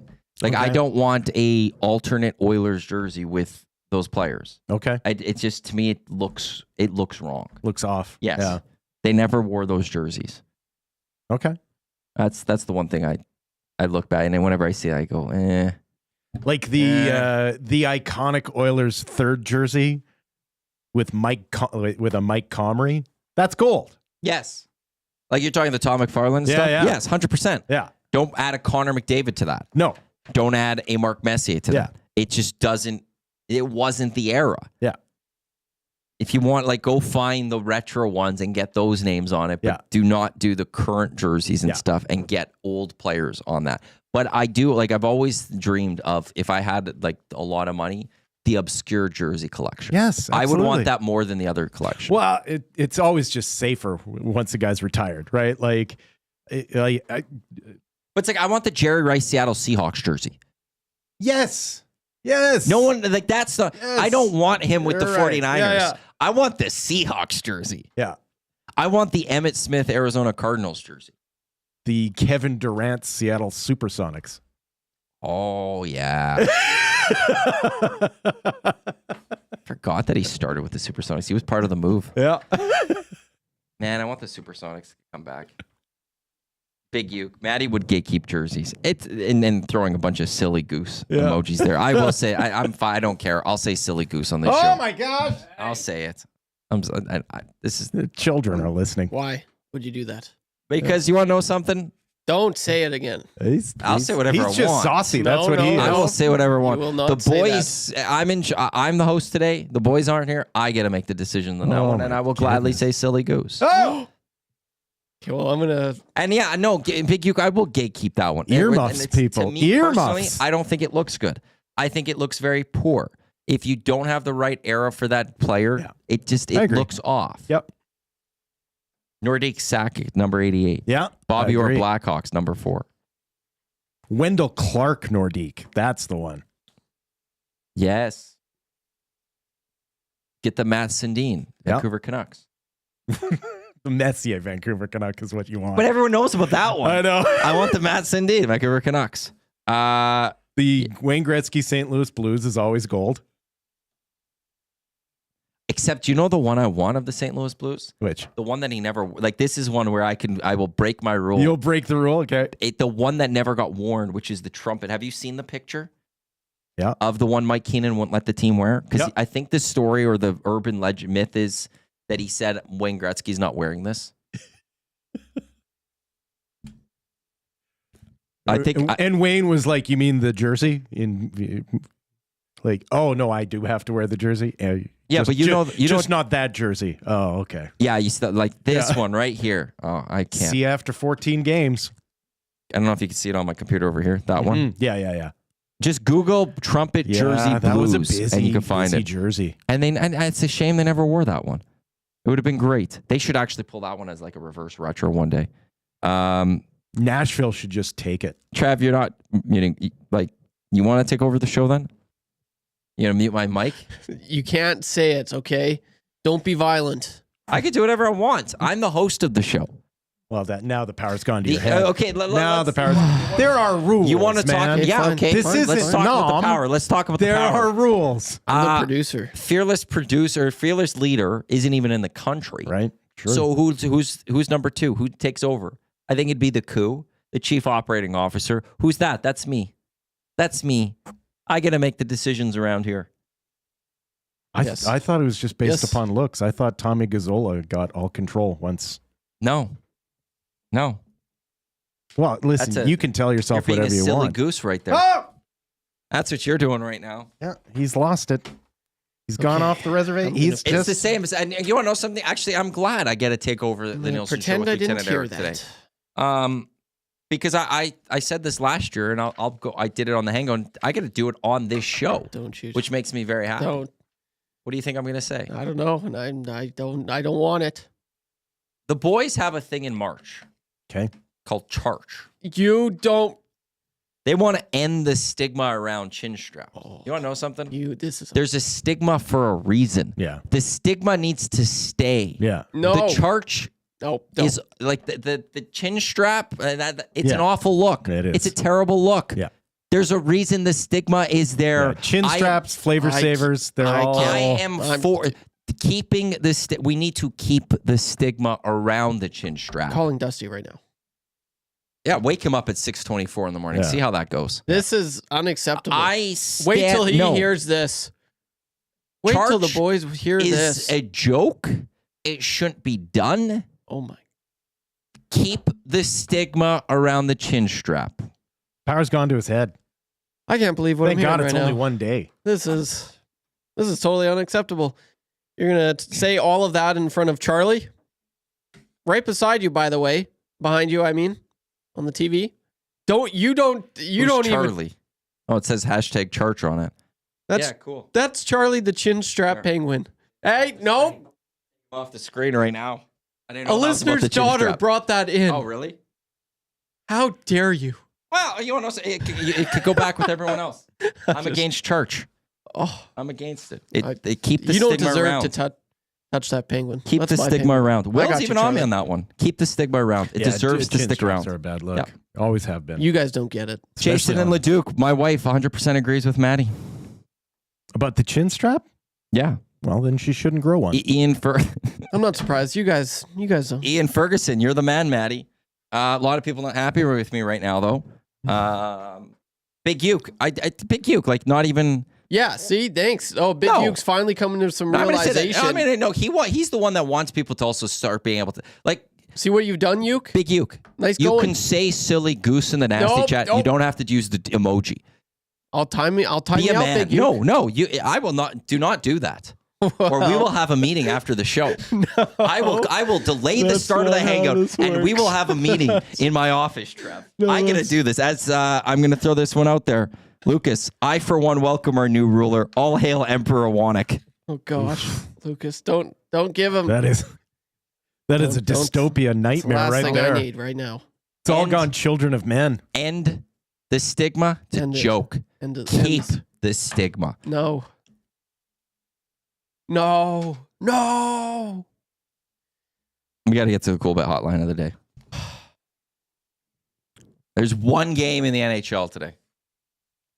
It's a showdown. It's a marquee matchup. Battle. They had to clear out the schedule for this one. It's a heavyweight battle. You got the Columbus Blue Jackets. You got the Pittsburgh Penguins. Penguins are home, minus 139 on the money line. The Blue Jackets plus 118. I like the Penguins. They've lost they're 5-4-1 in their last 10. The Columbus Blue Jackets, they've lost 5 straight. Yeah. They have slipped a little bit, but the Blue Jackets, they're fighting for that wild card spot too, a little bit more than the Pittsburgh Penguins. They're in a better spot. I like the Blue Jackets. I think they come out and end that streak, end that losing skid. Plus 118. That's my cool bet hotline of the day. I'll take the Blue Jackets over the Pittsburgh Penguins. Wow, it's a gutsy bet. Thank you. Thank you. I appreciate that. Yeah, people aren't happy with me right now. VR Montenegro, when's LTE back? Yeah, Monday. You guys could then live in a world where you could believe chin straps look good. You could live in a world where it's all PG. I'm telling you how the real world works around here. Well, because you've been living in the real world. Yeah, I'm telling you that chin straps don't look good, and I'm also telling you that it's okay to say silly goose. Okay. I can't believe what I'm hearing right now. Right. I can't. I'm trying to write my sports update, and all this is very distracting, Matty. That's not my problem. Deal with it. Figure it out. Jesus.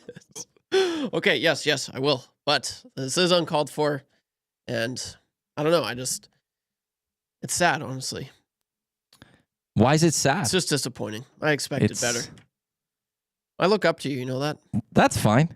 And here you are, a role model, just going against 2 big pillars of the Nielson Show. Jordy Mac, this is like when the new GM takes control of the power on WWE. Everything goes out the window. Nature Boy, next thing you know, Matty is going to want to take over the Panama Canal. Kyle, keep the stigma. Yes, Kyle. Yes. Hulu boy Steve. Yes, this chin strap's a bad look. They don't know what they're talking about. Yes, they do. Most people do. Yeah, no, it's... You know what's the beauty of the chin strap? Just being able to, I think that's part of why I'm supporting Chin Strap Awareness Month. Is because you look at a chin strap and you laugh. It's a good laugh. I think that's the joke. They may not all look good. So we're laughing at the chin straps? We're laughing at the people wearing them? Yeah, we're like, exactly. It's a joke. It's funny. We're laughing at the people with chin straps. That's the point. You have just equated a chin strap to drawing with a felt marker a dick and balls on your forehead. Jeez. Okay. That's basically what you just described the chin strap as. It's good. People see it, they get a laugh. That's what makes it so good. It's funny. That's why it's a joke. It's funny. Play along with the joke. Right. So the joke is I laugh at people. Yeah, exactly. Yes. So that's my point. Live a little, Matty. There's the stigma. Feel free to shave. Just get a felt marker. Live a little. Sure. Be happy. I'll mock those people all I want. Good time, Charlie. What's next, Matt? Are you going to say no more baths for Trev? I have no problem with baths. Yeah. I think baths a nice thing. No one has problems with baths. They're cool. I wouldn't go after that one at all. It's what do you have in the bath for? Like if it's meant to clean yourself, that's not the purpose of a bath. It's to relax. Right. That's what it's there for. Rest and recuperation, but you don't. Yeah. Oh, Jack Cookson sent me something. He's got. I'll show. He sent me a Samsonov jersey with. I think that's the Todd McFarland, number 12. He saw that last night at Rogers Place. That is a good pull. Yeah, nice. That's a good pull. Yeah. Jack Cookson from Pro M Sports right there. That's the one thing. Like Dave Jameson and I, we'd also, anytime we'd go to like a press box at an Elks game or an Oiler game, we'd always do the look down to see like what's the most obscure jersey we're going to find. It's getting a little harder at Oiler games. Yeah. It's a lot of McDavid and Draisaitls and stuff. It's getting a lot harder to find the obscure one. Oh, seeing a Samsonov, Tom McFarland. Nice. Back in my early days when I covered the Trappers. The Trappers. The play-by-play man, the broadcaster legend himself, Al Coates. Nothing drove him crazier than seeing other sports jerseys in the stands. Oh, yeah? So, like, he didn't want to see, like, if I came in a basketball jersey, it's hot out, I'm just going to wear a basketball jersey, he'd be mad. Yeah. Oh, yeah. Yeah. He'd be that, like, that sounds like as like, the crowd's rolling in, he'd be like, nice to see Grant Fuhr has made an appearance at the Trappers this evening. Like if you had a hockey jersey on, he hated it if you were at a baseball game. So where do you stand on that? Other jerseys? I don't care. Other jerseys at other sporting events. Like, should you be wearing an Oilers jersey to an Elks game? Should you be wearing an Elks jersey to an Oilers game? It depends on the sport. The baseball jersey is a fashion thing now. Sure. It can work. The basketball jersey, no. The football jersey, no. The hockey jersey, no. I think a baseball jersey, though, does work in other sports. It's like how the baseball hat has become a fashion statement. I think a baseball jersey can still be used as a fashion statement. I think I'm kind of partial to old Al Coates' thoughts. That was like, where do you stand on not wearing the same team that's playing in the game if you're wearing the same sport? If you go to a CFL game, it's Elks Riders. Somebody's wearing a Stamps jersey. Yeah, that's fine. Okay. If you're a fan of the sport and you're taking the sport in, that's fine. Yeah, I would find it weird. Like if I went to I flew down to go to March Madness and I was also wearing an Oiler jersey. Yeah, exactly. To me, it is weird. But the baseball. What is Esa Tikkanen doing at March Madness? Yeah. The one thing I will say, and Atif, I appreciate. I've got 100% support from Atif, so thank you, Atif. The one thing I will say, I think the baseball jersey can be used as a very good fashion statement, and again, a lot of people wear certain baseball hats without being fans of those teams. It's a fashion statement. I think the jersey can be as well. It depends how you wear it. Yeah, it can. All right. It's the only sport like even I went to a soccer kit. You can't. I think you should have to wear full kit, like full baseball stirrup pants if you're going to wear the jersey. You want the full thing. Yeah.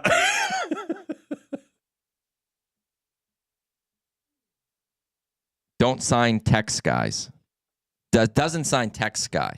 Text, how can you have such a strong opinion against chin straps but not care about other sports jerseys at sporting events? This is absolute insanity. That's great. I have an opinion on it. I'm making an opinion. You're capricious. I am having an opinion on you, but you're arbitrary in what you enforce and don't enforce. The chin strap looks horrendous. It does look horrendous, actually. An Elks jersey in an Oiler game does not look horrendous. It looks out of place. It doesn't look horrendous. The chin strap is just ugly. It's awful. It's the worst. And actually, shave it. Although it applies to the same rules as what Trev would say. It's good. People get a laugh out of it. Exactly. And laughing at, not with as much. Here's the thing. Either shave it or grow it all out. The chin strap part, get rid of it. We got to get to, that's good for the Italian center. That's good. He's Wil Fraser. I'm Iwanyk. Here's YouTube Trev with a sports update. You're thinking I wasn't going to throw to your sports update? Yes. What, you think I'm a rookie here, Trev? Well, you think I don't know what I'm doing here? It was called a tease. I'm teasing what's coming up. You're 5 minutes but here's over, my sports Matty. update. You're 5 minutes over, Matty. Okay.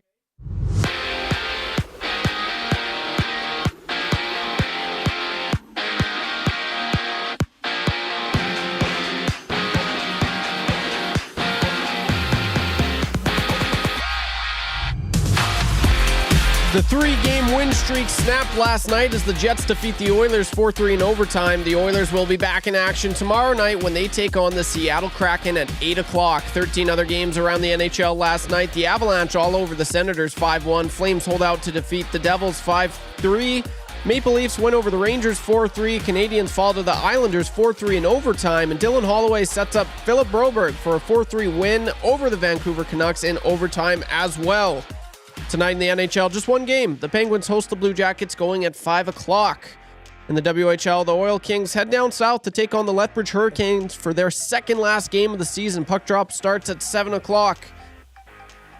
In the LGT Women's World Curling Championship, Homans Canada Rink does come away with a win over China. 7-5 is the score, finishing off the round robin with a 10-2 record. And the March Madness has begun. Number 1 ranked Auburn and Houston advance, while there were some upsets. McNeese upsets number 5 Clemson, and Drake upsets number 6 Missouri. Action continues later this morning. In the association, the Raptors have now lost 3 straight, falling 117-114 to the Golden State Warriors in just 10 games around the association later tonight. Finishing off with some soccer, Canada loses to Mexico in the CONCACAF Nations League semifinal. The Mexicans will face Panama in the final, while Canada takes on the U.S. in the third-place game. The sports update is brought to you by the fine folks at Park Mazda and dealer principal Mitch Lewicki, who will give Matt Iwanyk any vehicle of choice if he grows a chin strap.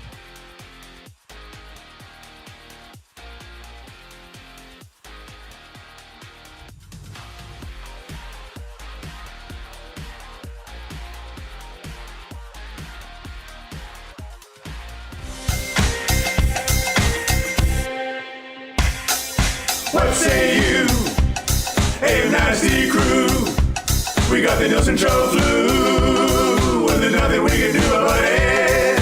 What say you? Hey, nasty crew. My wife thinks I got better things to do, but there's nothing I can do about it.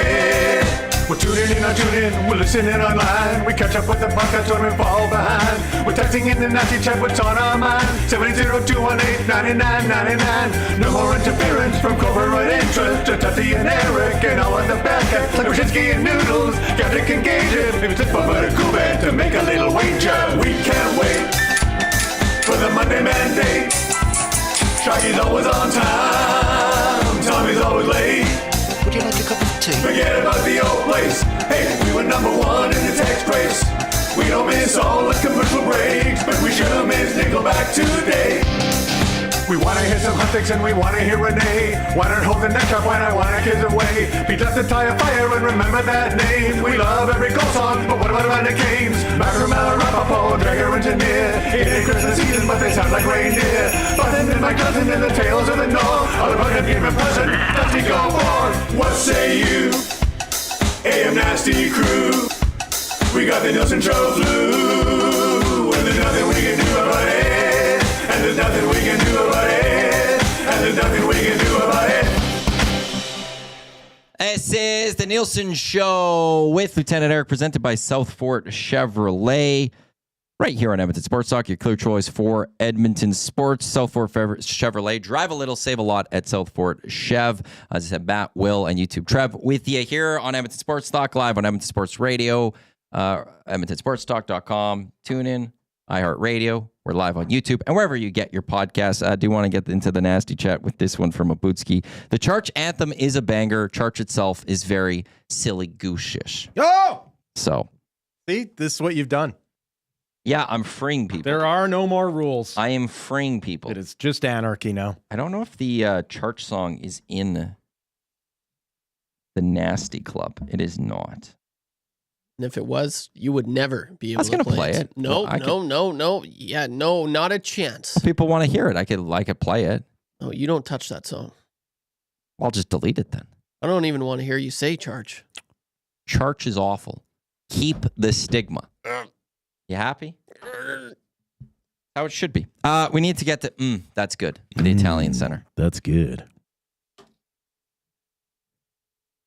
was there after BP's last Friday. Oh, yeah? Walked around. I had to go through up and down every aisle. That's good. It's just I just love being in that store. And I still stand at the West End. Like they're beautiful. And I was at the West End location. It was great. Mm-hmm. I still love going to Little Italy version. The OG. The OG is just it.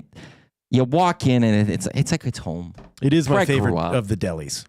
They're just fantastic. Check out their homemade lasagna, made fresh daily, ready for you to take home to heat and serve, featuring homemade sauces and locally made pasta, available in Alberta raised pork. I know you and Eric struggled with this Piedmontese beef. Yeah. all Piedmontese beef or roasted veggie varieties. Made your father proud there. Or is it your mother? Mother. You made your mother Ukrainian proud on there. the other side. Yeah. You can get into, did you say bless you over there? Mm-hmm. You can get individual and family size or pre-order a party-sized option to feed a larger crowd. That's good. You know what it is this weekend? Good. Actually, you want to know the power move at Italian Center Shop? The Friday night power move is actually go and get just one of their baguettes. Okay. And then the medium of the bruschetta. Oh. And if you and pick up a quality olive oil as well. Just we're staring at those olive oils. Toast those things up with a little splash of olive oil on top, like medallion the baguette. Toast them up with a little olive oil on top, and then top with the bruschetta. Oh my God! You'll be in heaven. You'll be in absolute heaven. Yes. To Amish Man 19 Spinelli's. If you know, you know. 100%. That's good. That's good. It's this weekend in sports, but it's where we are in the sports window now. Like for me, I love Scotties and Briar Week. They're great weeks. They're the bridge that takes us through the winter season, where like Super Bowl ends. It kind of almost feels to me like they're the goodbye to, like, they're the last part of a season. Yes. And then sort of now and Masters is the opener to... Absolutely. March Madness gets going. Yeah. We've got Masters is in just a few weeks. Yeah. When it feels like you're resetting the sports calendar, this is the sort of reset mark. NHL, NBA playoffs, races in full swing right now. F1 got going last weekend. And something I do want to get going on, talking about a little bit. We've got Sail GP. In San Francisco. What a Sunday. What a Sunday we got. There's actually IndyCar on Sunday as well, too. But at baseball, I hate the start. I hate that it starts and they come back and play spring training games. Yeah, but you understand what they're doing. I understand. It's successful. I know, but then they have to come back and play spring training games still. Yeah. That's the part that just boggles my mind. Right, but to make it worth the team's while, you have to make it worth something. I know, and I understand that fully. It seems very weird to me. Right. That you're like, you haven't even done final cuts type thing. It's honestly, full day roster. It seems weird to me that baseball hasn't realized what soccer already knows, which is you're a global sport. It is time to, it is time to elevate Asia baseball wise. In what way? Look at their stadiums. Like that's not baseball's not minor league over there. Baseball it's an institution. Yes. It like, and I'm not just talking about Japan. I'm talking about South Korea. I'm talking about Taiwan. They all love baseball as much as any American does.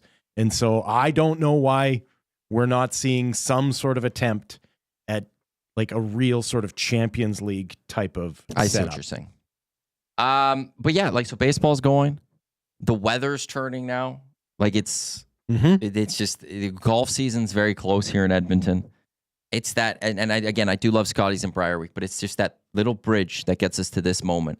And now this is that first weekend that really, it just feels right. We officially hit spring yesterday. I get White Lotus episode 6 on Sunday, which I can't wait for as well, which is just on the side, just going to be fantastic. Very much looking forward to it.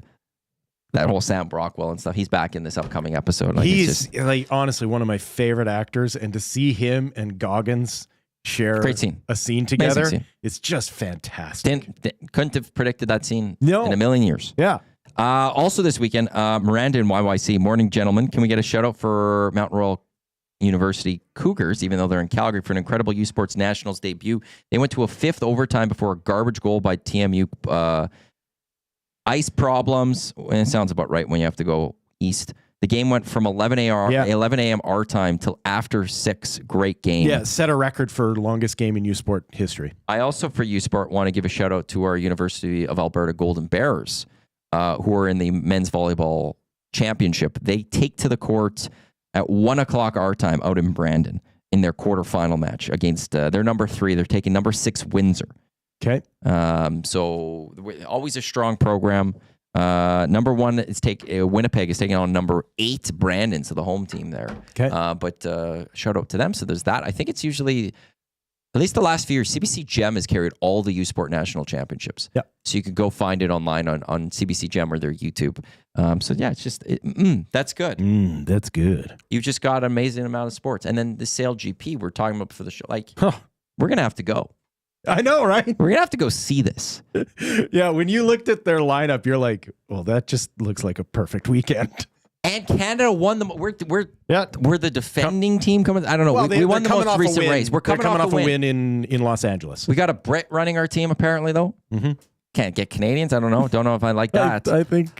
But we're coming off the win. We got the big win in LA. Yeah. We're staying in California. We're going to San Francisco. And they're like, and they race in the Bay in San Francisco. It's supposed to just be incredible. I have a feeling it probably is a lot better to watch than F1 in person. Well, can you imagine Golden Gate Bridge? Oh, standing on that, just seeing them move. Yeah. Although you wouldn't know where they're going. Like on TV, they superimpose the Yes, they do. They put in the lines. Yeah. But that's what your cell phone's for, right? Like you would watch it with your cell phone, right? It'd be perfect. I just want to watch those. I don't understand what's going on. Yeah. Like there's 2 routes to it and stuff. Yes. Yeah. It's a lot. If you've never watched Sale GP, Eric was telling me that you guys talked about it yesterday and stuff. Just if you see it across TSN one day, take 10 minutes out of your day and just throw it on. It's fascinating. The helmsman literally sits in a cockpit with a steering wheel because they're going at those kinds of speeds. Like they rip out there. And I don't understand, again, how the race goes. Like they just keep doing these laps and then they all do it together and then they're off or something. It's a lot of fun though. Yeah. And I was telling you, like somebody we used to work, Jillian Foote, anyone that remembers Jillian Foote from back in the day at the Bear. To try and forget her. Well, I remember I was texting with her. It must have been last year or something. Might have been around her birthday or something. I think it was or something. Mm-hmm. And she said that she was like hosting because it was in Halifax last year. Yep. She was hosting. I'm like, that seems so cool. And that's why I ended up watching it because it was on TSN. And so I was like, oh, let's see how this goes. It's great. And we get the Sale GP this weekend. It's going to be a hell of a weekend in San Fer. The locale. The schedule was like, I want to go to Switzerland, but there was the Spain one we were looking at in October. Yeah. Like, who doesn't want to go to Spain? In October. And hang out by the ocean to watch the Sale GP get going. You will never pick a better weather window than Spain in October. Like, it's just perfect. Oh, we got a few other shout-outs. High school basketball finals this weekend in Calgary, Final Four format. Scona, St. FX, and O'Leary repping the boys. Scona and Spruce Grove for the girls. 5 of the 8 spots earned by Metro Athletics, which I believe is the Edmonton area, the name of it. Shout out to the Edmonton Collegiate Riverhawks starting their baseball season in Fraser Valley this weekend. That's from STA Doug. Look at that. We're getting a little bit of shout outs. It's like this, even the outdoor sports gets going. We're not far off. When is it? May 10th, I think the Stingers start, the Stingers start their season. A few weeks later, it's the Riverhawks. May 10th is also the day the Elks training camp opens up. Obviously, still a few weeks away for the start of their season. It just it all starts with like March Madness. Once that gets going, it all feels good. So this weekend, it's just a good time. Maybe start, doing some stuff outside if the weather holds nicely and stuff. We'll see, man. It's icy out there. It's a slow thaw, which is good. If you as long as it's not a slow thaw. If you have any on the golf farmers course. in your family, the slow thaw is a good thing. It keeps moisture in the ground, but it's hard for everybody else because, I don't know.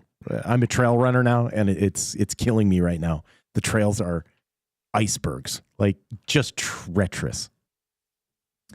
Fred in the nasty chat. Matty, do you watch Severance? I don't. I've heard a lot of good things. I do got to get starting into that one. Also, we're getting a little correction. Matty should not watch Severance. No? He would sever himself in a heartbeat. He would watch that show going, like, it's supposed to be a dystopian future. Yeah. Okay. It's supposed to be a dystopian future. To you, it would look like utopia. Fascinating. Now I'll have to go tune into this. Yeah. Also, you said bruschetta wrong. You said bruschetta. Somebody texted in saying it's bruschetta, and it is bruschetta. Brandon, not sad. Isn't that a geographic thing as far as what part of Italy you're from? I just always heard that like the true it's bruschetta. It's like it's poutine. No, it's not poutine. I've heard it both ways. It's pierogi. It's not pierogies. Yeah. It's a bruschetta. Krager also says, I want to throw this one to Trev. Listen up. Keep the stigma. Men look best with full beard, goatee, or smooth shaved. There is no man that looks better with just a chin strap. Just a mustache? Well, that's not true. Trev looks good with a mustache. Or just a soul patch. Oh, yeah. Just the soul patch. Yeah, the Flavor Savers never. But I hate a goatee too. I think goatees are dumb. Making yourself look goofy doesn't mean you look better with chin strap. Hashtag keep the stigma. Here's the problem with the chin strap. That was bad. Bad take. No. Bad take there. Here's the problem with the chin strap. Boo. Is it's dumb and it's intentional. Right? Like you can have bad facial hair just because you've let it go as a result of laziness. Yep. But the fact that you've been trimming it in, you're actually working at it. Shows a conscious choice to look that way. Andrew also says they totally agree. Will Matt would sever himself? Yes, and I don't know what you would sever do it means. in it. You should not watch it. You will take it the wrong way. Well, you'll start. Now you're making me want to watch this. You'll start investing money in the idea of being able to sever. Why would you tell me something that now don't do it? Now I want to go do this even more. Yeah, no, you. Trev, have you watched Severance? No. Okay. I've seen. Oh, really? There's lots of buzz about it. You guys aren't Apple TV watchers. A lot of buzz eh? about it. I don't have Apple TV. You don't, hey? No, I download my things. Okay. You'd like Apple TV. No, I'll just download my things. They're losing $1 billion a year, apparently. They don't care. I know. Yeah, they don't care. Well, clearly. They're losing $1 billion a year. Yeah. It came out yesterday, I think it was. Yeah. And it shows because their quality is through the roof. Right? Like, they do not look like a company that has done any sort of budget cuts. It's just they'll make spend. whatever you want. They'll just put out a new iPhone. Yeah. Pay for it all. Mm-hmm. Where's Severance on my list? Well, I'll watch it soon. I got to get through White Lotus. So there's 3 more episodes left. Then Last of Us Season 2 starts. Yeah. And I'll watch Last of Us Season 2. But you can't watch multiple shows at the same time? I do enjoy having limited shows that I watch at any given point because also I'm just watching so much sports or so many other things. See, I've reached that age where, and this happens to all people, where you no longer go in search of the new because the pull of the familiar is so strong. Oh, yeah. I still watch Seinfeld probably every day. Seinfeld's a little, Seinfeld is more like New Girl. Like if I see, if I pull up the old Disney Channel and all of a sudden it's got, I'll just be like, I'll just watch a New Girl episode. It makes me laugh. Right? It's how you slowly start to die. Is you stop exploring the new. But I still find the new. Yeah. Well, that's just it. It's. Well, obviously not. You haven't seen Severance. Well, no, but I got into White Lotus and I got into Last of Us and I got into some of these other shows. And I actually do have a limited amount of shows that I watch, not just because there's just so many sports that I like watching. And I go watch my sports that I don't have a lot of other time. I watch just TV. Yeah. Well, no one watches TV anymore, do they? Well, but other than your grandparents, your grandparents still have a cable package. I still have a cable package. Oh, of course you do. Yeah. That's what I said. Your grandparents. Well, I don't.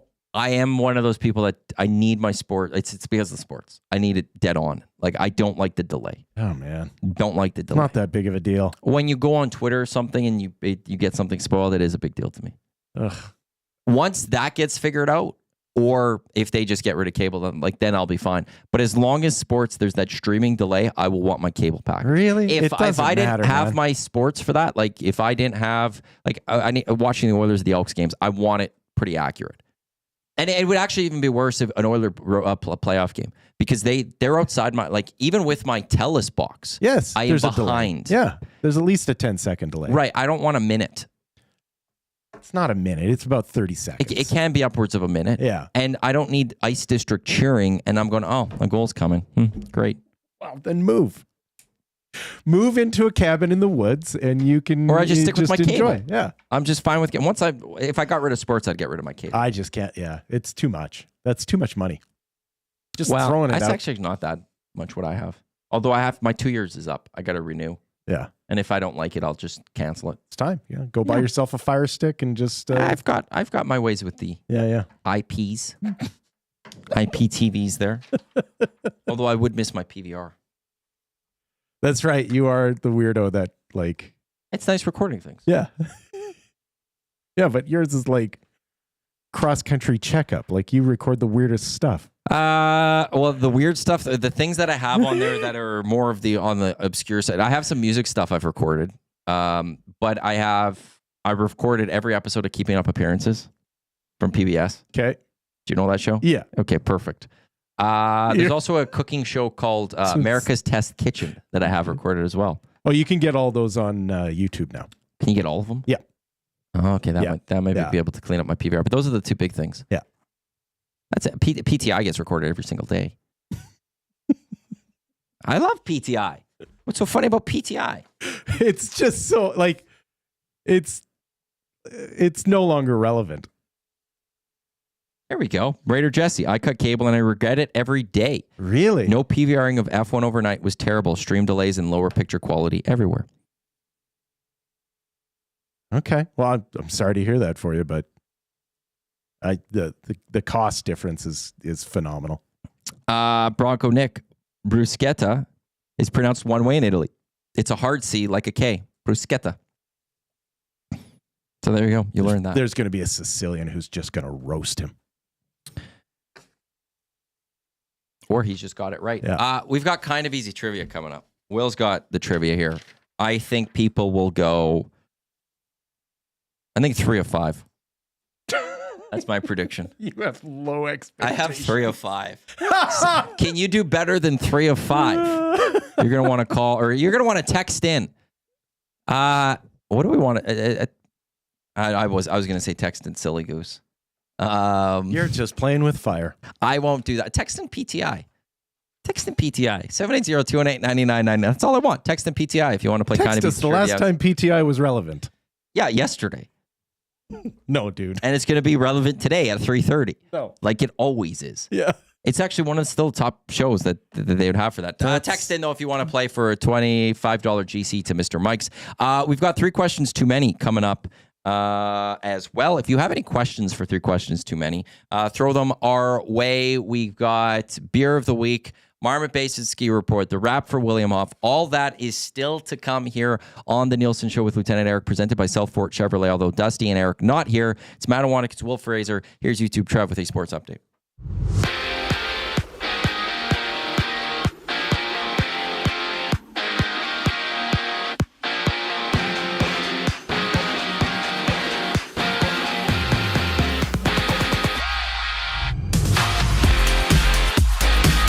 The 3-game win streak snapped last night as the Jets defeat the Oilers 4-3 in overtime. The Oilers will be back in action tomorrow night when they take on the Seattle Kraken at 8 o'clock. 13 other games around the NHL last night. Avalanche all over the Senators 5-1. Flames hold out to defeat the Devils 5-3. Maple Leafs win over the Rangers 4-3. The Canadiens fall to the Islanders 4-3 in overtime, and Dylan Holloway sets up Philip Broberg for a 4-3 win over the Canucks in overtime as well. Tonight in the NHL, just one game. The Penguins host the Blue Jackets, going at 5. In the WHL, the Oil Kings head down south to take on the Lethbridge Hurricanes for their second last game of the season. Puck drop starts at 7 o'clock. And at the LGT Women's World Curling Championship, Holman's Canada Rink does come away with a win over China. 7-5 is the score, finishing off the round robin with a 10-2 record. The March Madness has begun. Number 1 ranked Auburn and Houston advance, while there were some upsets. McNeese upsets number 5 Clemson, and Drake upsets number 6 Missouri. Action continues later this morning. In the association, the Raptors have now lost 3 straight, falling 117-114 to the Golden State Warriors in just 10 games around the association later tonight. Finishing off with some soccer, Canada loses to Mexico in the CONCACAF Nations League semifinal. The Mexicans will face Panama in the final, while Canada takes on the U.S. in the third place game. The sports update brought to you by Windsor Plywood Leduc, locally owned and operated, serving Leduc and surrounding areas since 1993. Doors, flooring, baseboards, and of course plywood. Go see the knowledgeable staff at Windsor Plywood Leduc.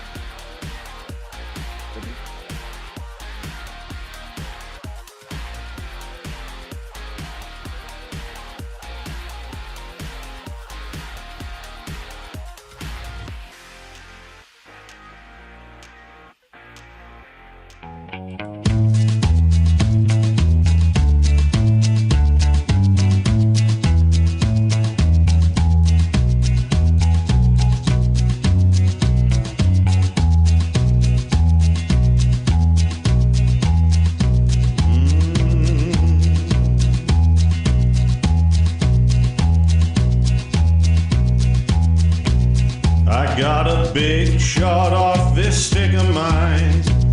I keep those lanes wide open all the time. Draisaitl setting up shop, McDavid's flying. I'll hit the twine when I walk the line.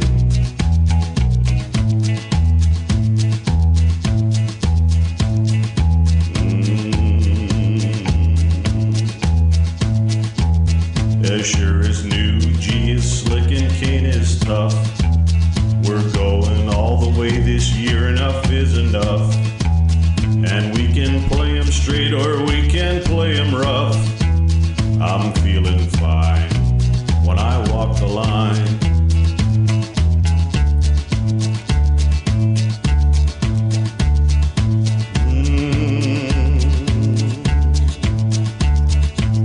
You know I shoot that puck so very, very hard. The name on the back of my jersey says Bouchard. And we're gunning for first place, not a wild card. I'll hit the twine when I walk the line.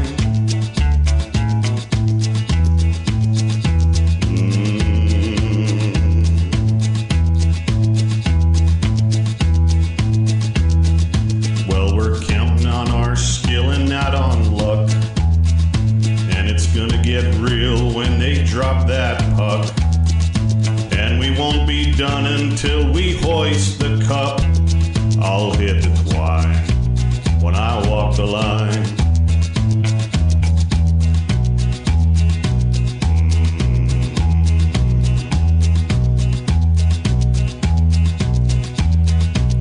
I got a big shot off this stick of mine. I keep those lanes wide open all the time. Draisaitl setting up shop, McDavid's flying.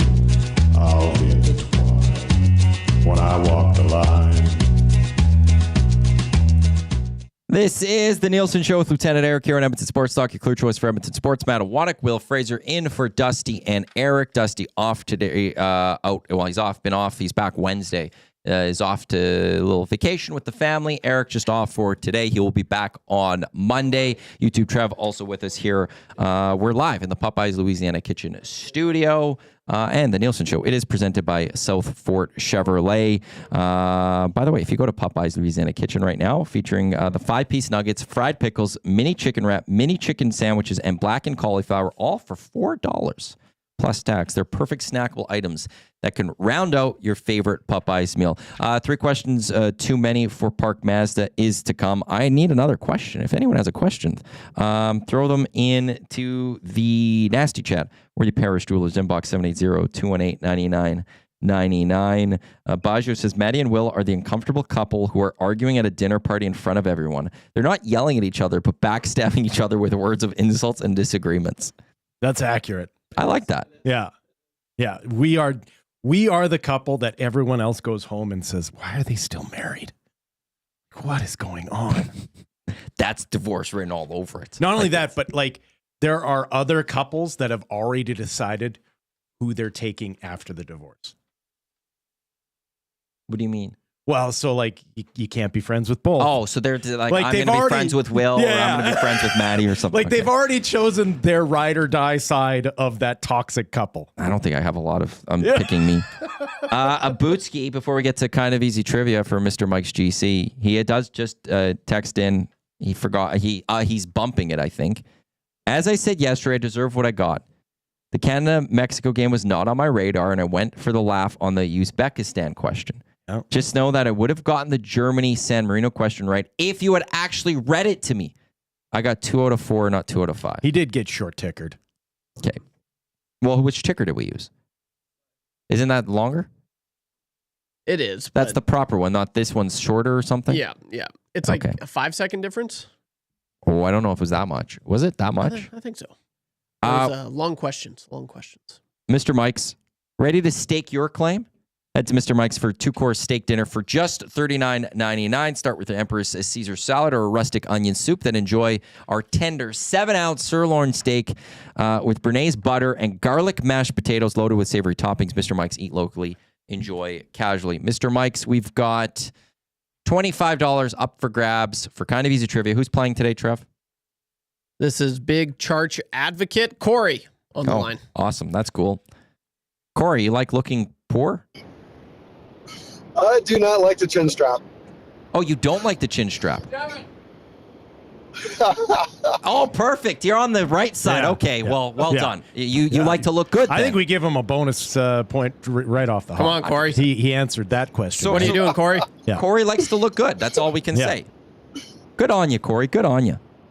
Stand up for what you believe in. Have you ever played Kind of Easy Trivia before? Yes, I have. Okay, so you know how this works. I will read the 5 questions. You need to get 3 of 5 right to win. The ticker will start once I'm done reading the first question. Are you ready to go? Let's do it. Will, are you ready? Even though you're just sitting there. Sure. Trevor, are you ready? Yes, but I'm disappointed too. Don't say that to Corey. Corey's a good man. Let's do this. Okay, here we go, Corey. Who do the Oilers play next? Oh, no. Pass. Name an injured Oiler. McDavid. Name another. Draisaitl. Who did Canada's men's soccer team lose to last night?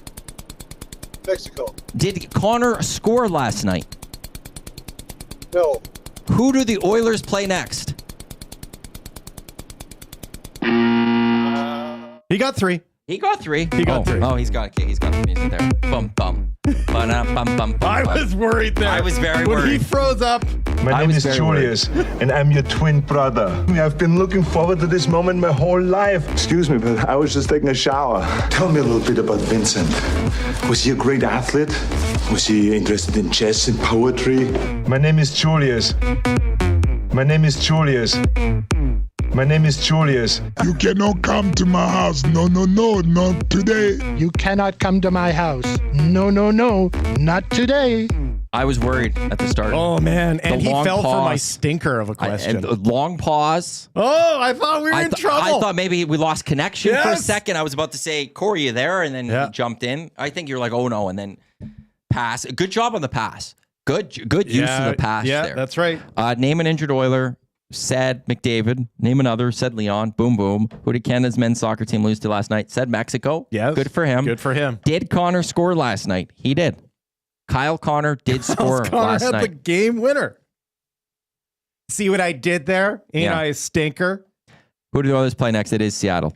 He had enough time though to go back to that. Yeah. To go back to that. So honestly, he finishes 4 out of 5 because he got that extra point to start with the. Yeah, that's right. he got bonus. He marks. wants, as Colin Ballmer, he pointed that out, 4 out of 5, hashtag embrace the stigma. Yeah. That's right. We got to embrace that stigma. So congratulations Oh, I to thought Corey. he was going to biff it. He's going to look good as he goes to Mr. Mike's because he's not going to have a chin strap. That's true. And he's going to have a wonderful meal at Mr. Mike's. Yeah. With his beautiful face. Beautiful face Yeah. or a beautiful beard. Yeah. One or the other. He knows. He knows. Yeah. And Corey got it done. Let's get to 3 questions too many, which is brought to you by Park Mazda and the great staff at Park Mazda. Mitch from Park Mazda, he discourages the chin strap himself. Park Mazda, your dealer for life. He loves it, actually. I was just talking to him. Sure. It's true. And he has a chin strap. Have you seen him lately? Have you? Yes. Have you? Yes. Lies. When did you see him? Probably about Lies. a week ago. Lies. Where'd you see him? Maybe. Park Mazda, obviously. Yeah. Why were you at Park Mazda? He just hangs out. Oh, I went there for food. Obviously, I was looking at cars. Where you? Mazdas. What kind of car? A Mazda 3. Where you? Yeah. 2018.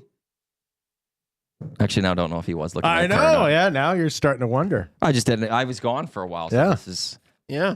So now what? It's a good car, actually. Good on Mazda. gas. Mazda 3. They've got nice 2018. dashboards. Yeah. I like the look inside. Great charge. You didn't even see him. You're lying. See, you're laughing. You know. I'll come up with a third question if I have to after this. Question one. Okay, this was because this is your question starting from yesterday. Okay. Yep.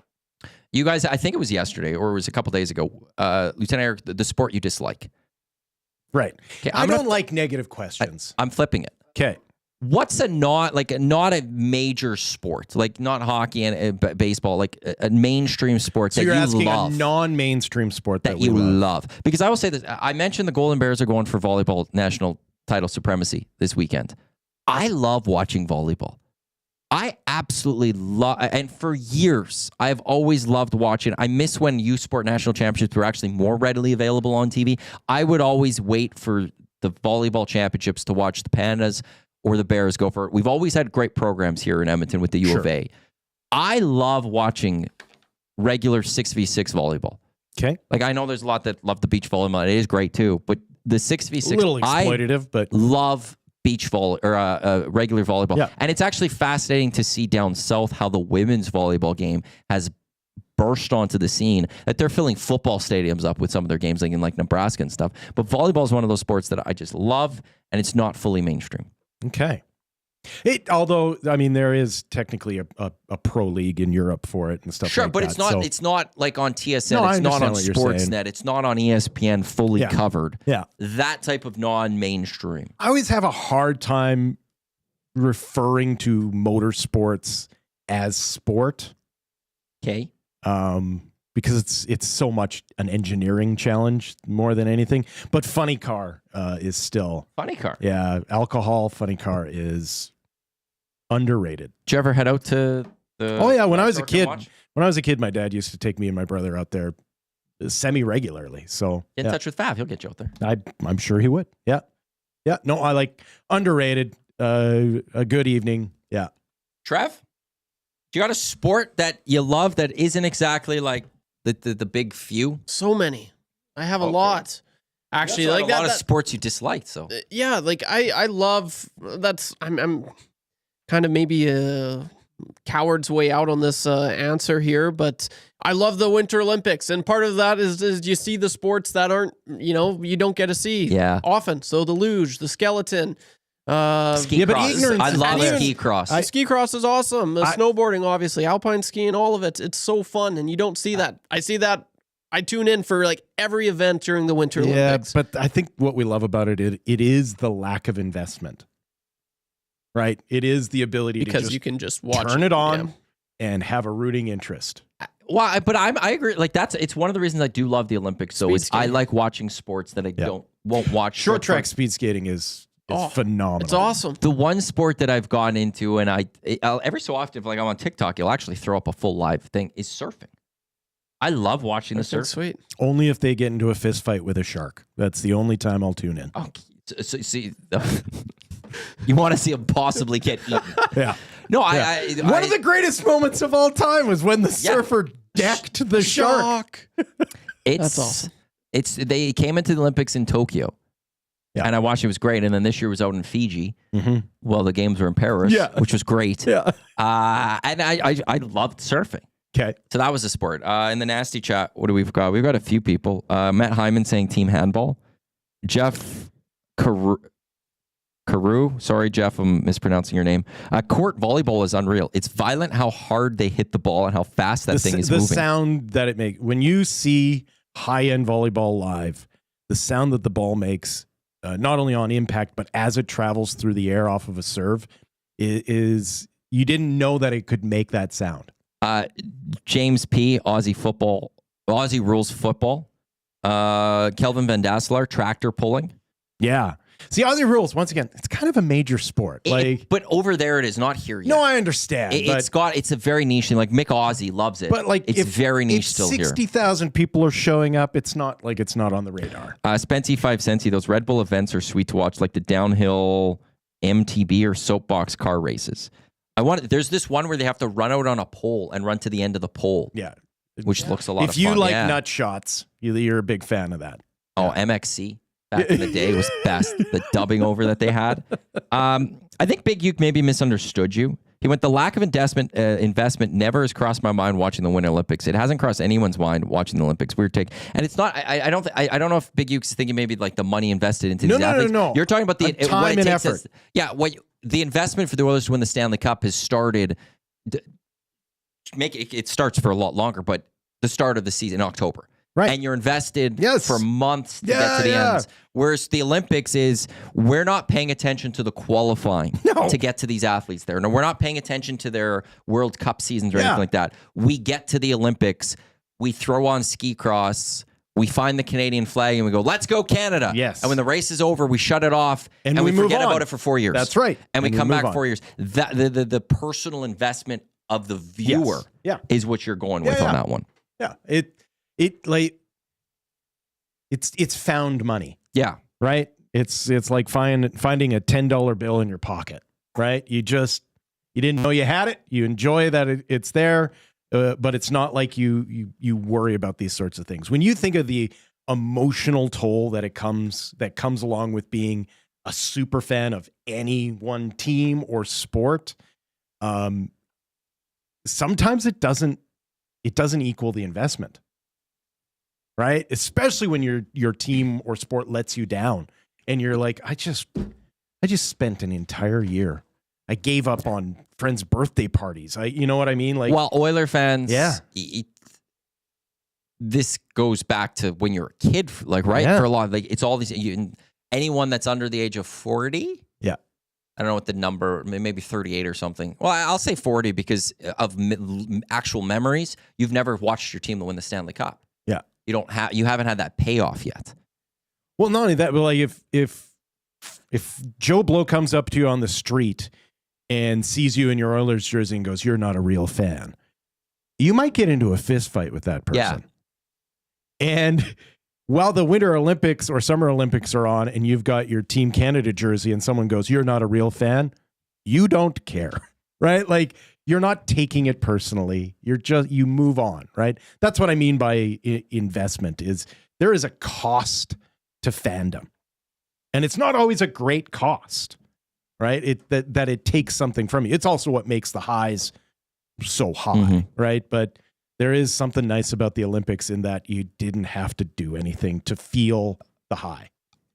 Question 2. Yeah, I've been thinking about this and where other people are at this. I have personal rules for other clothing items, but not for this one. Got -2 right now. We're looking for a high of 7 today. Tomorrow 7, Sunday 8, Monday 13, Tuesday 11. Overnight lows though still around that 0- mark. When do you guys put away the winter coat? When does the winter coat? Winter stop coat's already getting- gone. Is it for you? Yeah, winter coat's already gone. What was the point for you to take the winter coat off?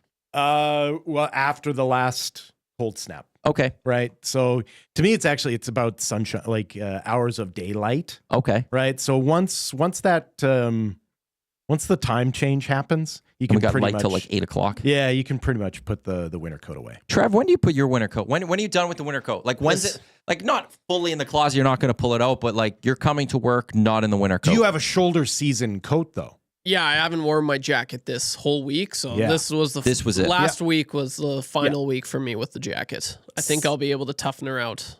I'm still going wearing forward. And I'm thinking this But is do you heavy. have a shoulder season coat?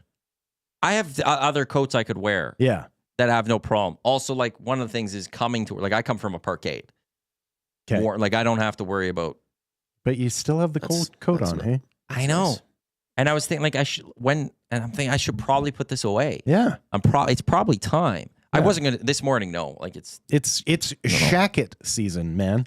So I just wondering what other people, where's everyone else's standard for, like, the winter coat? Like, short season begins right away.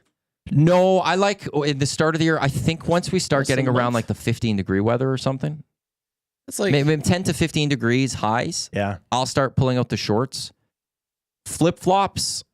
I'm anti shorts. Unless you are playing a sport or going swimming, I don't think men should wear shorts.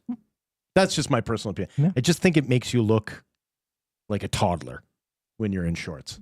It just feels nice. I can't wait to show you my shorts. Yeah. See, I'm sure there's guys out there that like, but to me, just doesn't make you look mature. Okay, Andrew, that's fair. You're gonna like my shorts. Seriously, it's gonna be funny. Like, do you golf in shorts? Of course. Ugh. Bad look. Always. The golfers want to do it. PGA Championship, they're allowed to do it in the practice rounds now. Yeah. It does look weird. I will say that was it a does rule? look. You can't. You have to. It's actually still a rule. You can't wear. You can't wear shorts during PGA. Yeah. Gentlemen's game. Live Golf allows the shorts. Yeah. I won't lie. It looks weird to me. It's dumb. It does look weird to me. It makes them look like little babies. It does. But it's also I'm not used to seeing it. I know 100%. I like my shorts. I like wearing my shorts. Yeah. If you are over the age of 22, shorts for a man it's a risk. Shorts are awesome. Ask Tom Gazzola. He loves his shorts. Yeah. It's a problem. It's got good shorts. Ian, I only use my winter coat if I'm outside for a long term. Other than that, hoodie or light jacket all winter long even. Big Uke. I did wear shorts one full year. What a year.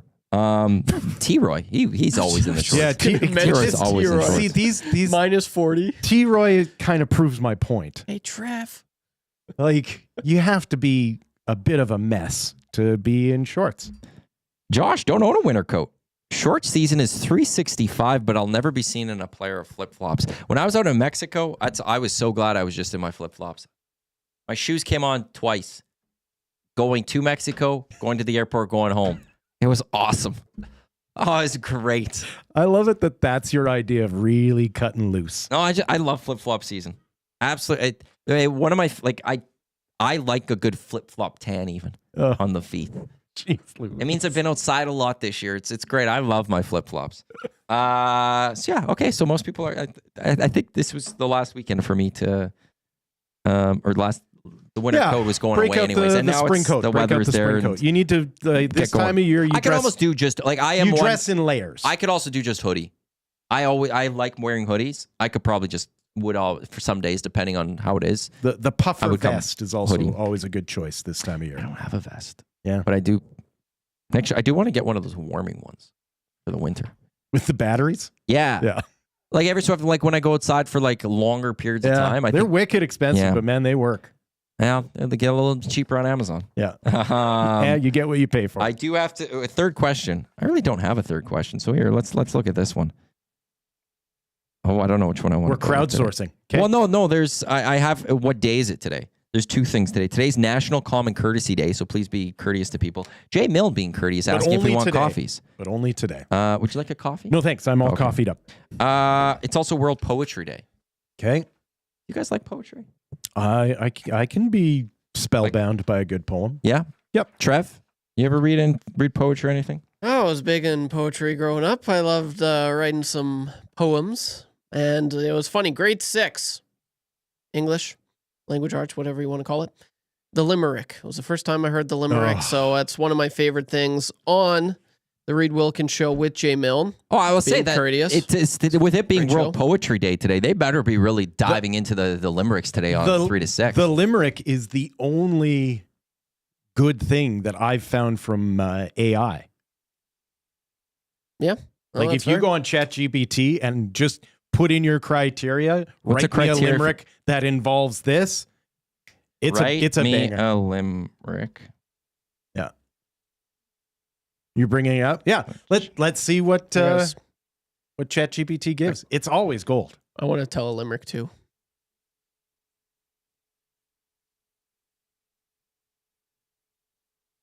Okay. Yeah. Chin straps, they dig and they bind, leaving red marks. They're far from kind. They pinch and they pull, making wearing them dull, a discomfort that's cruel and unrefined. See what I mean? AI for the win. That's a terrible use of whatever that was. Computing power. We probably just burnt an entire tree's worth of fossil fuels to get that response. Probably. Yeah. The engines are There cooking once on was a that very one. silly goose who wore a bright, sparkly caboose. He waddled around, spinning round and round, and quacked out a tune with no excuse. Yeah. See? You're going to be all over this all day, Didn't hear it. I got one for you.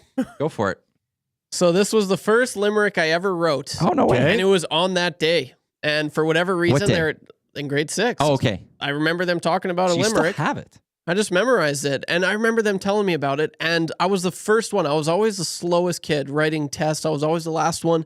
But I was the first one to come up with a limerick. And it was like that. So bear with me here.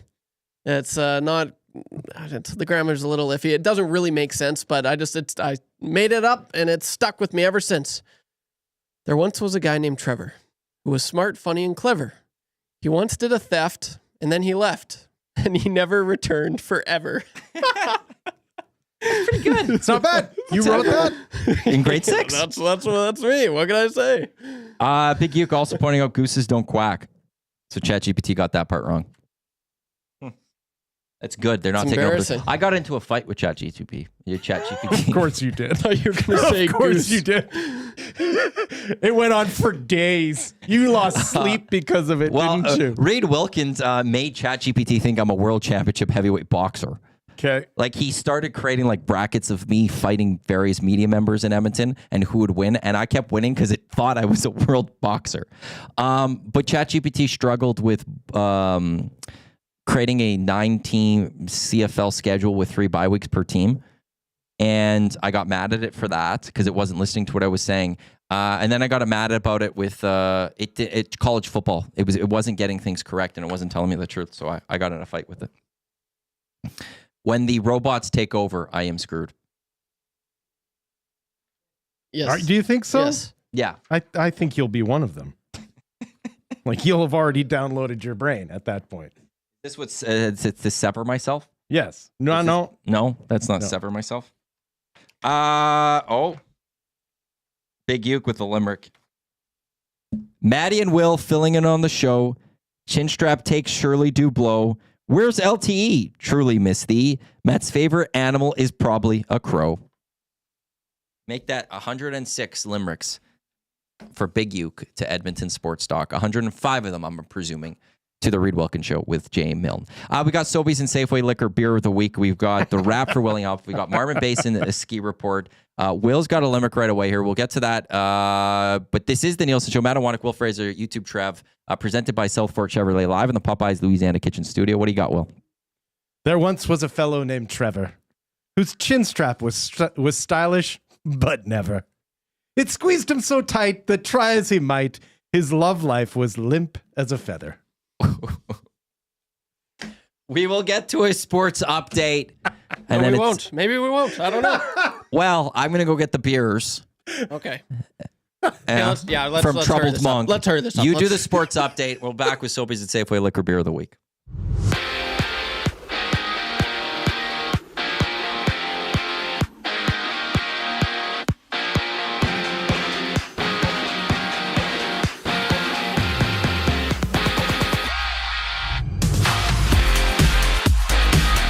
The 3-game win streak snapped last night as the Jets defeat the Oilers 4-3 in overtime. The Oilers will be back in action tomorrow night when they take on the Seattle Kraken at 8 o'clock. 13 other games around the NHL last night. The Avalanche all over the Senators 5-1. Flames hold out to defeat the Devils 5-3. The Maple Leafs win over the Rangers 4-3. The Canadiens fall to the Islanders 4-3 in overtime.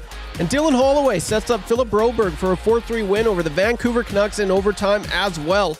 Tonight in the NHL, just one game. The Penguins host the Blue Jackets going at 5. In the WHL, the Oil Kings head down south to take on the Lethbridge Hurricanes for their second last game of the season. Puck drop starts at 7 o'clock. And in the LGT Women's World Curling Championship, Homan's Canada Rink does come away with the win over China. 7-5 is the score, finishing off the round robin with a 10-2 record. And the madness has officially begun. Number 1 ranked Auburn and Houston advance, while there were some upsets. McNeese upsets number 5 Clemson, and Drake upsets number 6 Missouri. Action continues later this morning. In the association, the Raptors have now lost 3 straight, falling 117-114 to the Golden State Warriors, and just 10 games around the association later tonight. Finishing off with some soccer, Canada loses to Mexico in the CONCACAF Nations League semifinal. The Mexicans will face Panama in the final, while Canada takes on the U.S. in the third-place game.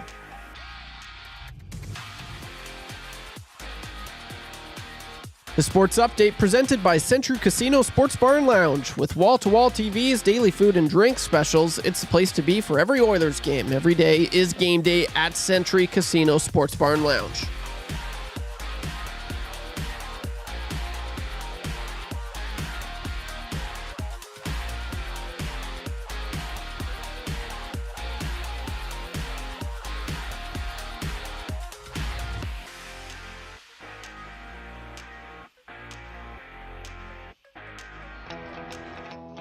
The Nielson Show featuring Lieutenant Eric. Only on Edmonton Sports Talk.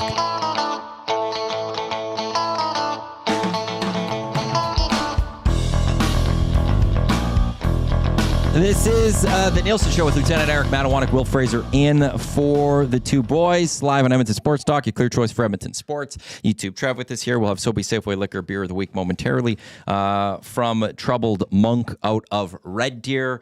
Bud is supposed to be joining us. He's actually he's out on overseas or something like that. So he's supposed to be joining us to discuss the wonderful beers that they have out in Troubled Monk and the Sobeys Safeway Beer of the Week, which isn't a beer. We're doing hard teas for that one. It's a troubled tea, a raspberry hard iced tea. They have an original. I've had that one before. It's delicious. They have a raspberry one. And I went to go pick it up yesterday. The one, right, there's a liquor store right here. They're supposed to have it. I went in. I was like, do you have it? She's like, a shipment's coming today that's been selling out. So we'll get to that. We've got Marmot Basin Ski Report. We got the wrap for Willing Hoff, where we'll award the A&W text of the day. That's all still to come here on... still to come here on the morning show. Jay Milne, who's part of the Reed Wilkins show with Jay Milne, he says with limericks, lines 3 and 4 need to be tightened up, fellas. Talk to ChatGPT. Lines need to be tightened up. I think he's talking about you guys. Yeah. I think yours was fine. I know it was. I'm assuming he's talking to, ChatGPT on this one. My teacher gave me 100% on that poem, so... Are you sure it was a percentage mark? Yep. In grade 6? I was like 10 out of 10. Oh, man. 5 out of 5, whatever they marked me. But it was 100%. E for effort. No, it was a damn good poem. That's what that was. It has nothing to do with effort. I got a lot of E's in my day. This has been a fun show today. Good try, dummy. We've got the hangout today. Jasmine texted me that she won't be able to be on the hangout today. So it'll be myself, it'll be Jay Milne, it'll be Tom Gazzola from 9 until 11. We got the Lock Shop. We got the Oil Stream. Tommy and Hernan will get you covered with the Oil Stream. We got EST Afternoons. We got the Reed Wilkins Show with Reed and Jay. Gager's probably going to be talking a lot of F1. Lewis Hamilton. Spoiler. Sorry, should have started with that. Spoiler if you're recording qualifying for the sprint race to come. Lewis Hamilton getting pole for the sprint race. Max Verstappen. And then was it Oscar Piastri rounding out the top 3 for the sprint shootout qualifying. The race starts in 12 hours and 25 minutes. Part of the GP weekend.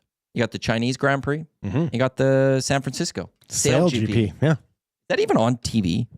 Yeah, you can also catch it on YouTube quite a bit. But TSN carries them, but they've got March Madness and all that going on. Yeah, so it'll probably just be YouTube. On Plus? Is it going to be on, are you sure it's not going to be on TSN Plus? Maybe. I hope not. Most people then can't watch it. How are we going to grow this sport, Will? Like I said, just search it out on YouTube. But they might not put it on YouTube if it's on TSN Plus. I think they do both. Well, they better. Something tells me TSN's not paying big rights for it. Oh, I'm looking on Friday. I want to look on Saturday. And Sunday. Oh. So, 3:30 tomorrow. I don't know if this is Eastern or our time. I don't know. TSN sometimes does things weirdly. On TSN Plus, it says Sail GP Racing, San Francisco Day 1. But also on TSN 1 at 3:30, Sail Grand Prix Racing, San Francisco Day 1. And I'm assuming then they're going to have it on Sunday. Yeah. You're tuning in now, aren't you? I've got you. Sunday, 3:30. No, that didn't update properly. That's still Saturday. Sunday, 8 a.m., TSN 3. Oh, that's weird. Okay, 8 a.m. they're going to have a replay of day 1. Oh, 3:30. Yeah, 3:30. So there you go. Sail GP. There you go. You're going to tune in too? I'm there, man. It's going to be great. It's going to be wonderful. Still waiting to connect with Bud from Troubled Monk, as they have the Troubled Tea. Raspberry. Well, at some point, we'll just crack open and start drinking. They've got with them being based out in Red Deer. They also have a Red Deer Rebels one, the Red Deer Rebels Red Ale. It's a good. That sounds appropriate, doesn't it? It also just looks good. That and who label. doesn't like a red ale? I really like my pills or my lagers. I'm a very basic person when it comes to my beers. I do like a good red ale. Yeah, no. Red is if you're unsure, if you don't see the beer that you want, if they've got a red, just choose it. It very rarely does it let you down. Rams fans, since the morning show has essentially just been the hangout, can we hang out, be a sports focused? I feel like we've talked a lot of sports. So obviously not enough for some. We've talked Oilers. Yeah. We talked Canada soccer lost to Mexico. Yeah. We talked to Chris Johnston about a lot of things across the Sail NHL. GP. Which is sports. Yeah. I've mentioned F1. Yeah. Olympics were discussed. We were talking about the Olympics. Yeah. Yeah, today's a day where I talked White Lotus for a little bit, and you brought up Sam Rockwell for a bit. The only thing that we haven't actually touched on is Raptors Golden State last night. And if you did catch it, it was actually a whale of a basketball game. Well, the big story to that one is Curry leaving. Yeah. And what does that mean for the Golden? Because the Warriors have been great since Jimmy Butler has joined them. Yeah.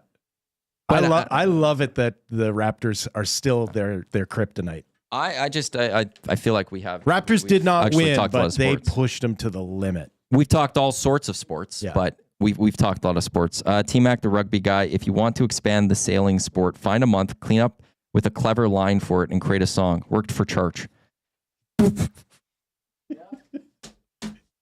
I think you're jumping the gun on whether or not it worked. Let's get to Sobeys and Safeway Liquor Beer of the Week. Oh, do you not have it? Sorry. Do you not have it? Yeah, I got it. Here we go. We gotta play the song.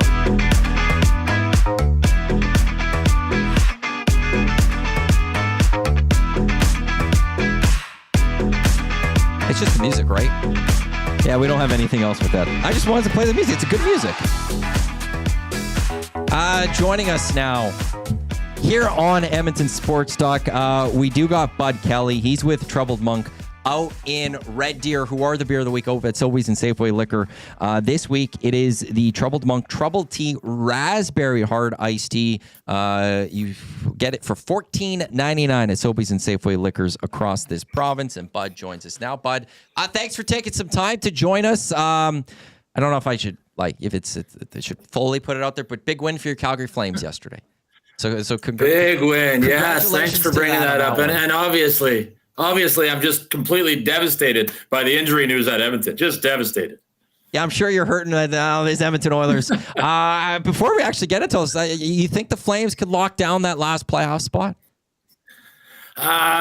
Could they? Sure they could. Do we need them to? I'm good either way. Should they? Yes, of course. Of course. Just get in, right? They say just get in is what they say. I'll agree with that. They're not it's not like if they were bottoming out at the start of the year. That's a different thing. You're saying they've already wasted their time You've this year. already You gone might this as far. well. You might as well then just get the playoffs and all of that. Bud, thanks for joining us. I know you were out traveling and stuff, but Troubled Monk, tell us a little bit about the brewery that you guys have out in Red Deer. Yeah, so we've been around since 2015. Poured our first pint back in June of 2015, and have grown leaps and bounds since then, and added a distillery and added RTDs and different drinks. Not to take anything away from our world-class beers too. So that's a great looking lineup you guys got in the desk there, which I hope you're ready to tie into and furthermore get into yourselves a little bit at some point. Oh, we will be trying that very momentarily here, and I'm very much looking forward to this raspberry iced tea. We had Spency 5 cents in the nasty chat saying the Troubled Tea is dangerous. The first one goes down so smooth on a hot day, then before you know it, you've got 8 iced teas in you. I remember the first time I had it, it's just absolutely everything Spency said there is absolutely delicious. And I do love the taste of raspberry, so I'm fascinated to try this one. But for those that maybe don't know, what got you guys into getting into this industry and opening up? Well, We were, I guess, towards the start of the big Alberta beer boom, and it was a couple of brothers that are founders that were home brewers and were interested by, maybe trying something on a little bit bigger scale, and ended up spending a bunch of time in their garage doing some home brewing and things like that. The oldest form of brewing belonged to the church, and it was the monks who did the brewing. So our founders, Graham and Charlie Brado, certainly fancied themselves along those same lines, because the monks would skip their churchly duties in order to tend to their brew making. So our brothers found the very same thing in themselves, and figured the name of Trouble Monk was very fitting. Would it be fair to describe you guys as never satisfied? Because it seems to me you guys always have a new product coming out on the shelf. You can't go a week without it either being a new soft drink or a new beer or a hard iced tea. You guys seem to just constantly be churning out new product week in, week out. Yeah, no, it's a very good point. And never satisfied is a good one, or a good phrase to bring up that way. Much like the monk himself, he's always searching for that elusive perfect recipe, and will never stop to find whatever it might be in order to get to that perfect recipe. So our brewers and our team right across the board fancies themselves the same way, always innovating and forever trying to find that perfect one. We have a large lineup, including Epitaph Gin, Adequate Vodka, Trouble Monk Beer, of course. Trouble Tea is a big one, and some world award-winning Granehenge whiskey is kind of the newest to the fold. And you mentioned non-alcoholic. We've done some non-alcoholic sodas as well. We're gonna get into the raspberry Trouble Tea right away here. What was the inspiration of, like, with the original, like getting into the hard iced tea just overall? Well, yeah, it's a good question too. We're just trying different things. We tried so many different things, and actually, we've got a bit of a collection of cans and trials along the way, and looking around the room where we store those cans and seeing, like, geez, we tried a lot of different stuff, and to be honest, a lot of it didn't stick. Try it and move on. When we tried Trouble Tea and launched it back in October of 2018, it took off. We had a lot of people that were really enjoying that. So honing in the process, figuring out how to do that. Like, everything is scalable, of course, trying to make it as scalable as possible, which isn't always the case. So it was trying something. We don't put anything on there. It is made with real tea. It doesn't taste like real tea. It is real tea. So that was a huge benefit for us, and of course the consumers. Non-carbonated, as you mentioned, a little bit dangerous, which is awesome. We're gonna get into the raspberry hard iced tea. I don't know if you have any with you, so apologies if you have to watch us so you don't enjoy your beverages. Well, geez, I had every intention of bringing some along, and I actually did bring some along. But you can see this is the remnants of what I have left of a terrible can. We got a little low on parade day, and we needed some other beverages. So unfortunately, those went missing. But I hope you guys can forgive me. Oh, it's all good. Well, I guess tell us about the raspberry troubled tea that you have here. So we've done a number of Trouble Tea, like I say, started off in 2018, and then trying a number of different flavors, lots of different tea flavors you see out on the shelves. It's always trying something and giving new things a whirl. This is our this is our fourth try at a flavor, and we'll have it out there, and all of it is in an effort to get to a variety pack, which you will soon be able to see on stores across the province. Most importantly, Sobeys and Safeway stores will soon have that. We're hoping for late spring, early summer, somewhere in there is what you'll see. Started off with a yuzu citrus fruit, then tried a cranberry. Our third was a peach, and now this is raspberry. I'm a sucker for peach. Will, Trev, to Sail GPT San Francisco weekend. Oh. Yeah, that's a Sylvan Lake weekend right there, bud. Oh, yeah. Yep. This is a perfect time to start drinking this. The raspberry, it's a good hint of that raspberry. Yeah, well, we're about a month and a half away from putting in docks around the province. You might want to stock up for Dock Day. That's it. Golf season. You mentioned you're a raspberry fan. So how's that fit for raspberry flavored things? That is as you would want it. Like, raspberry can be sometimes a little sweet and like a little tart or sour, like all over, but you've got the right hint of it right there. It's not overpowering. It works absolutely perfect in that. And yeah, I could enjoy crushing a lot of those. There's no question about that one. Trav, you like that one? Unbelievable. I'm going to destroy lots of these pretty soon here. I want more of those, but we have the 6-pack. I will get to those well, later. We've been talking about it all morning. That like the one sports calendar is closed, yes, and we are starting to open up the next sports calendar. Like Masters weekend is almost upon us. The sun's shining. This is kind of a nice way to kick it off. Absolutely perfect. We've got a few of your other roster in front of us, if you will, here. I do want to try and get into the Red Deer Rebels, the Rebels Red Ale that you guys have. Tell us about your guys' partnership with the Red Deer Rebels. Obviously, you guys are based out in Red Deer. Yeah, great partnership with the team in Red Deer here. Speaking of the second season upcoming, we're going to sit that one out this year, but we're going to be ready to go for next year, of course, the Rebels and team. But no, we've got a very good relationship with Brent and Merrick and their team there, Dean Williams, Troy Gillard, of course. Gone to them and said, we serve our beverages in Western Park Centrium, and therefore we wanted to do something for the boys of winter, as it were. So coming up with a beverage, we came out with Rebels Red. That would have been back in 2019 for the first year. And we bring that out right at the start of the season. To load up the arena for the future Rebels schedule, and it goes pretty quick. Anybody have no different than a whole bunch of your audience has a link to any sort of sports pass. They can really bring you there. Very easy drinking red for sure. I think you were mentioning earlier in the show there when I just started listening there, you're talking about reds. That's an easy one to go to for sure. To WHL. Yeah, to the Sutters. Oh, great. Cam Moon raves about Brent Sutter. Yeah. Raves about Brent Sutter.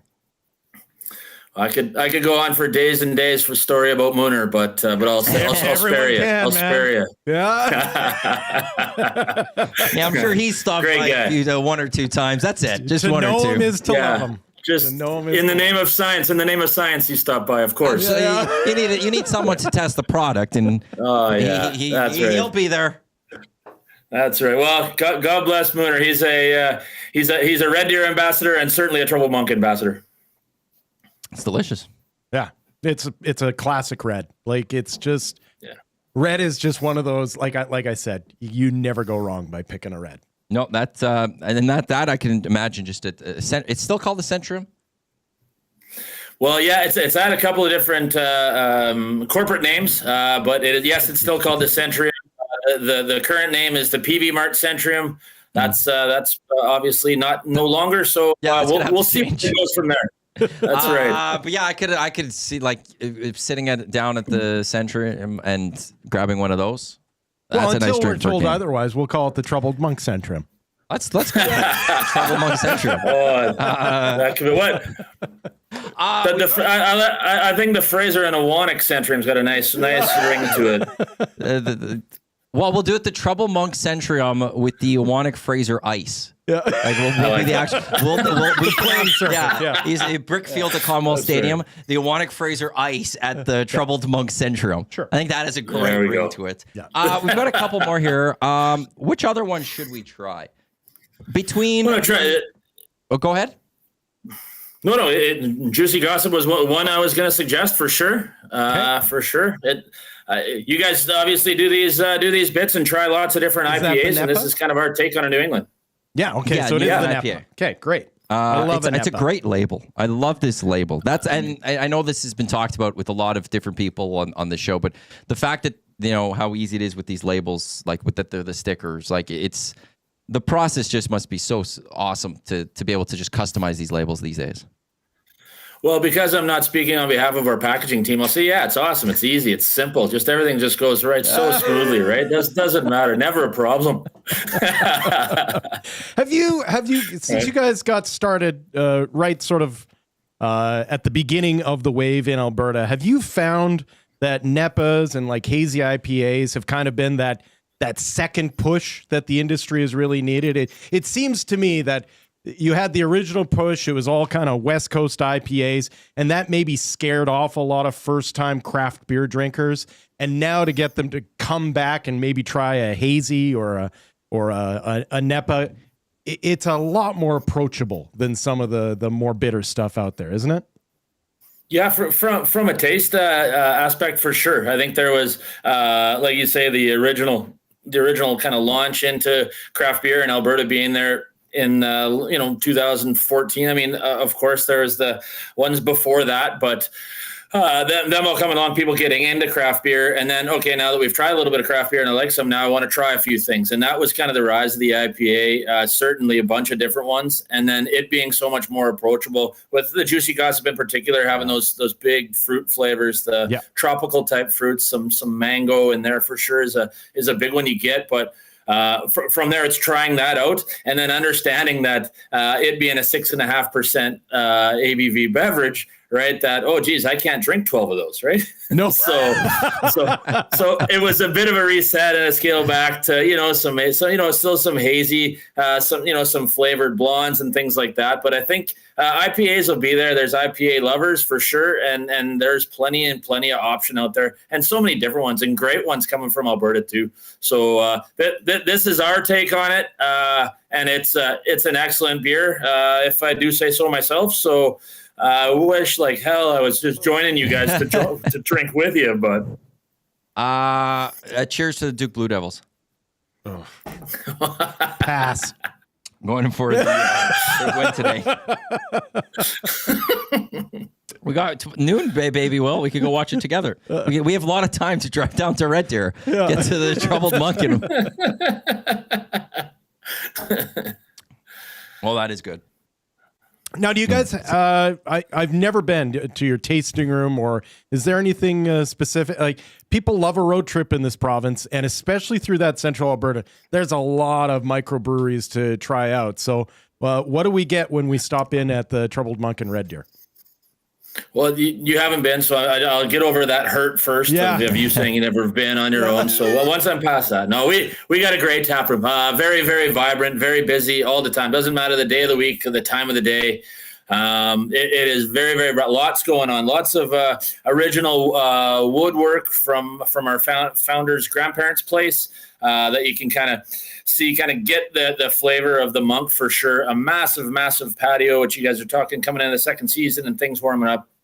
A huge patio there to come and enjoy. We got a great team that helps out with all kinds of, helping you along your craft beer journey, and certainly other beverages. There's all kinds of pick. Children welcome. It is such a great place. It's a real. It's gone from a craft beer tasting place to a real community hub. Is what we like to think of it as, and see kind of the people that come through. Lots of regulars, like any good bar has, and then a whole bunch of joiners trying things out. And if you have, you got to make this trip. Jeez, it's an hour and a half. It's on your way down to. You guys are going to go down to boo Calgary in the playoffs anyway. Just stop in for a quick one. Yeah. TroubledMonk.com for more information if you're looking for their website. In this day and age right now, and where we are with the world, it's a lot of buy Canadian, shop Canadian, and what better way than, Alberta breweries, and Troubled Monk's one of those to definitely try. If you want to try the Troubled Monk Troubled Tea, the raspberry hard iced tea, that is the beer of the week at Sobeys Safeway Liquor Stores, $14.99. But really appreciate the time. We'll let you get back to your little time away. Again, thanks for the time, and hopefully we'll see you sometime soon down at Troubled Monk. Thanks for the time, lads. Sludge it. Thanks, There's Bud Kelly of Troubled Monk, as I said, the Sobeys Safeway's Liquor Beer of the Week. I got to finish that little one. Yeah. I love a NEPA. I love it there. Right? I'm not the biggest on that. Really? That goes down really nice, though. That went down quite smooth. We got to get to the Marmot Basin. What is this? Snow Report. We got the Speaking Snow of Report. crushing brews. Marmot Basin. I got the actual audio. Yeah. I don't know. What have you guys been using the last few days? I'm usually sitting over here. It's called Heavy Riser. Yeah, okay. Well, this is, if you, I've saved it as Marmot Basin now. This audio's in the file. Oh. Again, Dusty doesn't leave all this stuff. Like, listen to this. He's a little brat. Yeah, this gets me going. Yes. The email came in. Happy spring. Traces snow overnight, but flurries in the forecast today, and a great forecast for some new snow next week, calling for upwards of 16 centimeters. Freshies. So March keeps on giving. 111 centimeter snow base, 269 season total. -7 at the mountain this morning, which is the forecasted high for the day as well. All chairs will be spinning today. 19 runs were groomed overnight. Get out there, do a couple spillway laps. They've got great Just events crush it. coming up this spring. Demo days from Nordica this weekend. Spring break party with live music next weekend, so you can plan for that. Pride events, the Corona Free Ride, all coming up in the next few weeks. Lots of music giveaways and good vibes around the mountain. This is your Marmot Basin Snow Report. I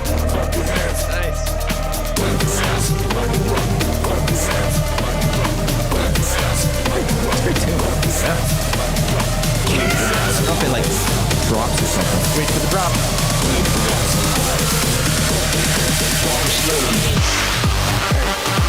There you go. Foam cannons going. Yeah. I was in Mexico. Funny you say that. I was in Mexico a couple weeks ago. They did a foam party in the pool every couple of days. Yeah. I jumped in there one time. It was awesome. No one else in my family wanted to join me until my mom came in after a little bit. But there was a foam party in the pool, so I was like, they're just foam shooting my head like a bunch of foam on top. It was awesome. That's what happens out at Marmot Basin. I should have brought this to them. They'll have live DJ at that mid chalet. He's up on the upper balcony. Same sort of thing. You wait for the drop, and then the snow just starts flying. Oh yeah, I should have brought this beat for them. I'm going to take great. Trev out there one of these days. He needs to experience a proper Marmot weekend. Yeah, I'd like that a lot. That would be really cool. Yeah. I'd like that. We need to get to the wrap for William Huff. Go skiing with Will. I've never even got the invite, so we'd feel have very so much special. fun. We'd have so much fun. I didn't know you ski. I don't. Hey Will, hey Will, watch this. I just want to go. I just want to go drink in the chalet. If you want your place to look as good as ours, visit the team at WilliamHuff.com. In business since 1952, so you know they're incredible at what they do. Trev on his YouTube, he quote tweeted one of theirs. They put up the they gave me a shout the heart. out. Yeah, I'll be there tonight. It's heart tonight. Yeah, I didn't know. Sorry, it was heart tonight. I'm yelling. Jeez. Yes, they will be in tonight. Isn't that and what I'll be the old on. man's up for? Yes. Oh, okay. Yep. I love Heart. He hasn't seen them. And Nancy Wilson, they're fantastic. Wanted to his whole life. Good for him. So good for us. I'm glad that they That's mended awesome. because there was a rift between the two for a while. They mended that. Yeah, well, And when you've been Nancy. together for 60 years, things happen. We got to get to the text of the day momentarily. What did you guys learn today? Oh, yeah, I forgot to say Beer Me. Bunch of people are already texting. You already know. Oh, Beer yeah, Me they know what's up. for GC to Sobeys Safeway Liquor. And we got some in stock again, so we're good. Learning, we learned that the Oilers can keep their head above water, even when their world is crashing down around them. Last night's game was really impressive in that they didn't collapse. In fact, they came back to tie a game up late without their two superheroes on the ice and their goaltenders. So a really sort of impressive display of their depth that they've been able to accumulate over the years. Trav, what'd you learn today? I learned that Matty loves chin straps, and I didn't actually. I had no idea. I didn't know that. So Lies. I learned that today, and that is awesome. But before he cuts me off, I just want to say quick shout out to Dolphin Nation. He bought me a beer last night, and it was actually I had a really good chat with him in the Sportsnet Lounge. We ran into each other. So it was Dusty's good. LeBron doesn't work. And I offered before people say, "Oh, he bought you a beer. You didn't buy him a beer." That's so rude because everyone's against me right now, it seems. But I offered to. I said, "Let me buy you a beer," and he said, "No." Keep the stigma around chin straps. Thank you, Dolphin Nation. Let's not be silly gooses around here. He had a nice chin strap. What are you watching tonight, this weekend? Sail GP. Sail GP. Sail GP. And we're also watching Canada v. United States. That's gonna hurt. Yeah, but what if it doesn't? I know it's only for third, and it's just like, yeah, but what if? Honestly, I hope Jesse Marsh just messes with. Like, I don't even want Davies to play in this. I don't want Jonathan Davis. Like, go with a lot of youth. Try some different things. Okay. That one hurts. A&W text of the day. Brought to you by A&W. Stack Burgers are back at A&W. The Stack Burgers are only available for a limited time at Canada's original burger chain since 1956. Head to A&W. Today, I'm going back. I am going to troll. Does that mean Panama gets to keep the canal when we're talking about the USA losing to Panama? I'm going with that one. I think it was funny. It's hilarious. Good political joke. Yeah. Current events jokes. Oh, dude. Oh, there. Am I right? Yeah. Coming up, we've got the Hangout. We've got a Lock Shop. We got the Oil Stream. We got EST Afternoons. We got the Reed Wilkins Show with Jay Milne. This weekend, tomorrow, we've got Oil Stream pre- and post-game shows. We got Hello Hockey tomorrow as well. I am coming up on the Hangout, so you will get 2 more hours of me, Will. It's good working with you as always. Always a pleasure, my friend. Trev, nice work today. You too, Matty. You did really good. Thank you. This is the Nielson Show with Lieutenant Eric without Nielson or Lieutenant Eric, presented by Southport Chevrolet. Once again, keep the stigma around the chin strap. On behalf of Trevor, Will, I am Matt. Thanks for tuning in to the Nielson Show. Coming up next is the Hangout. Don't go anywhere.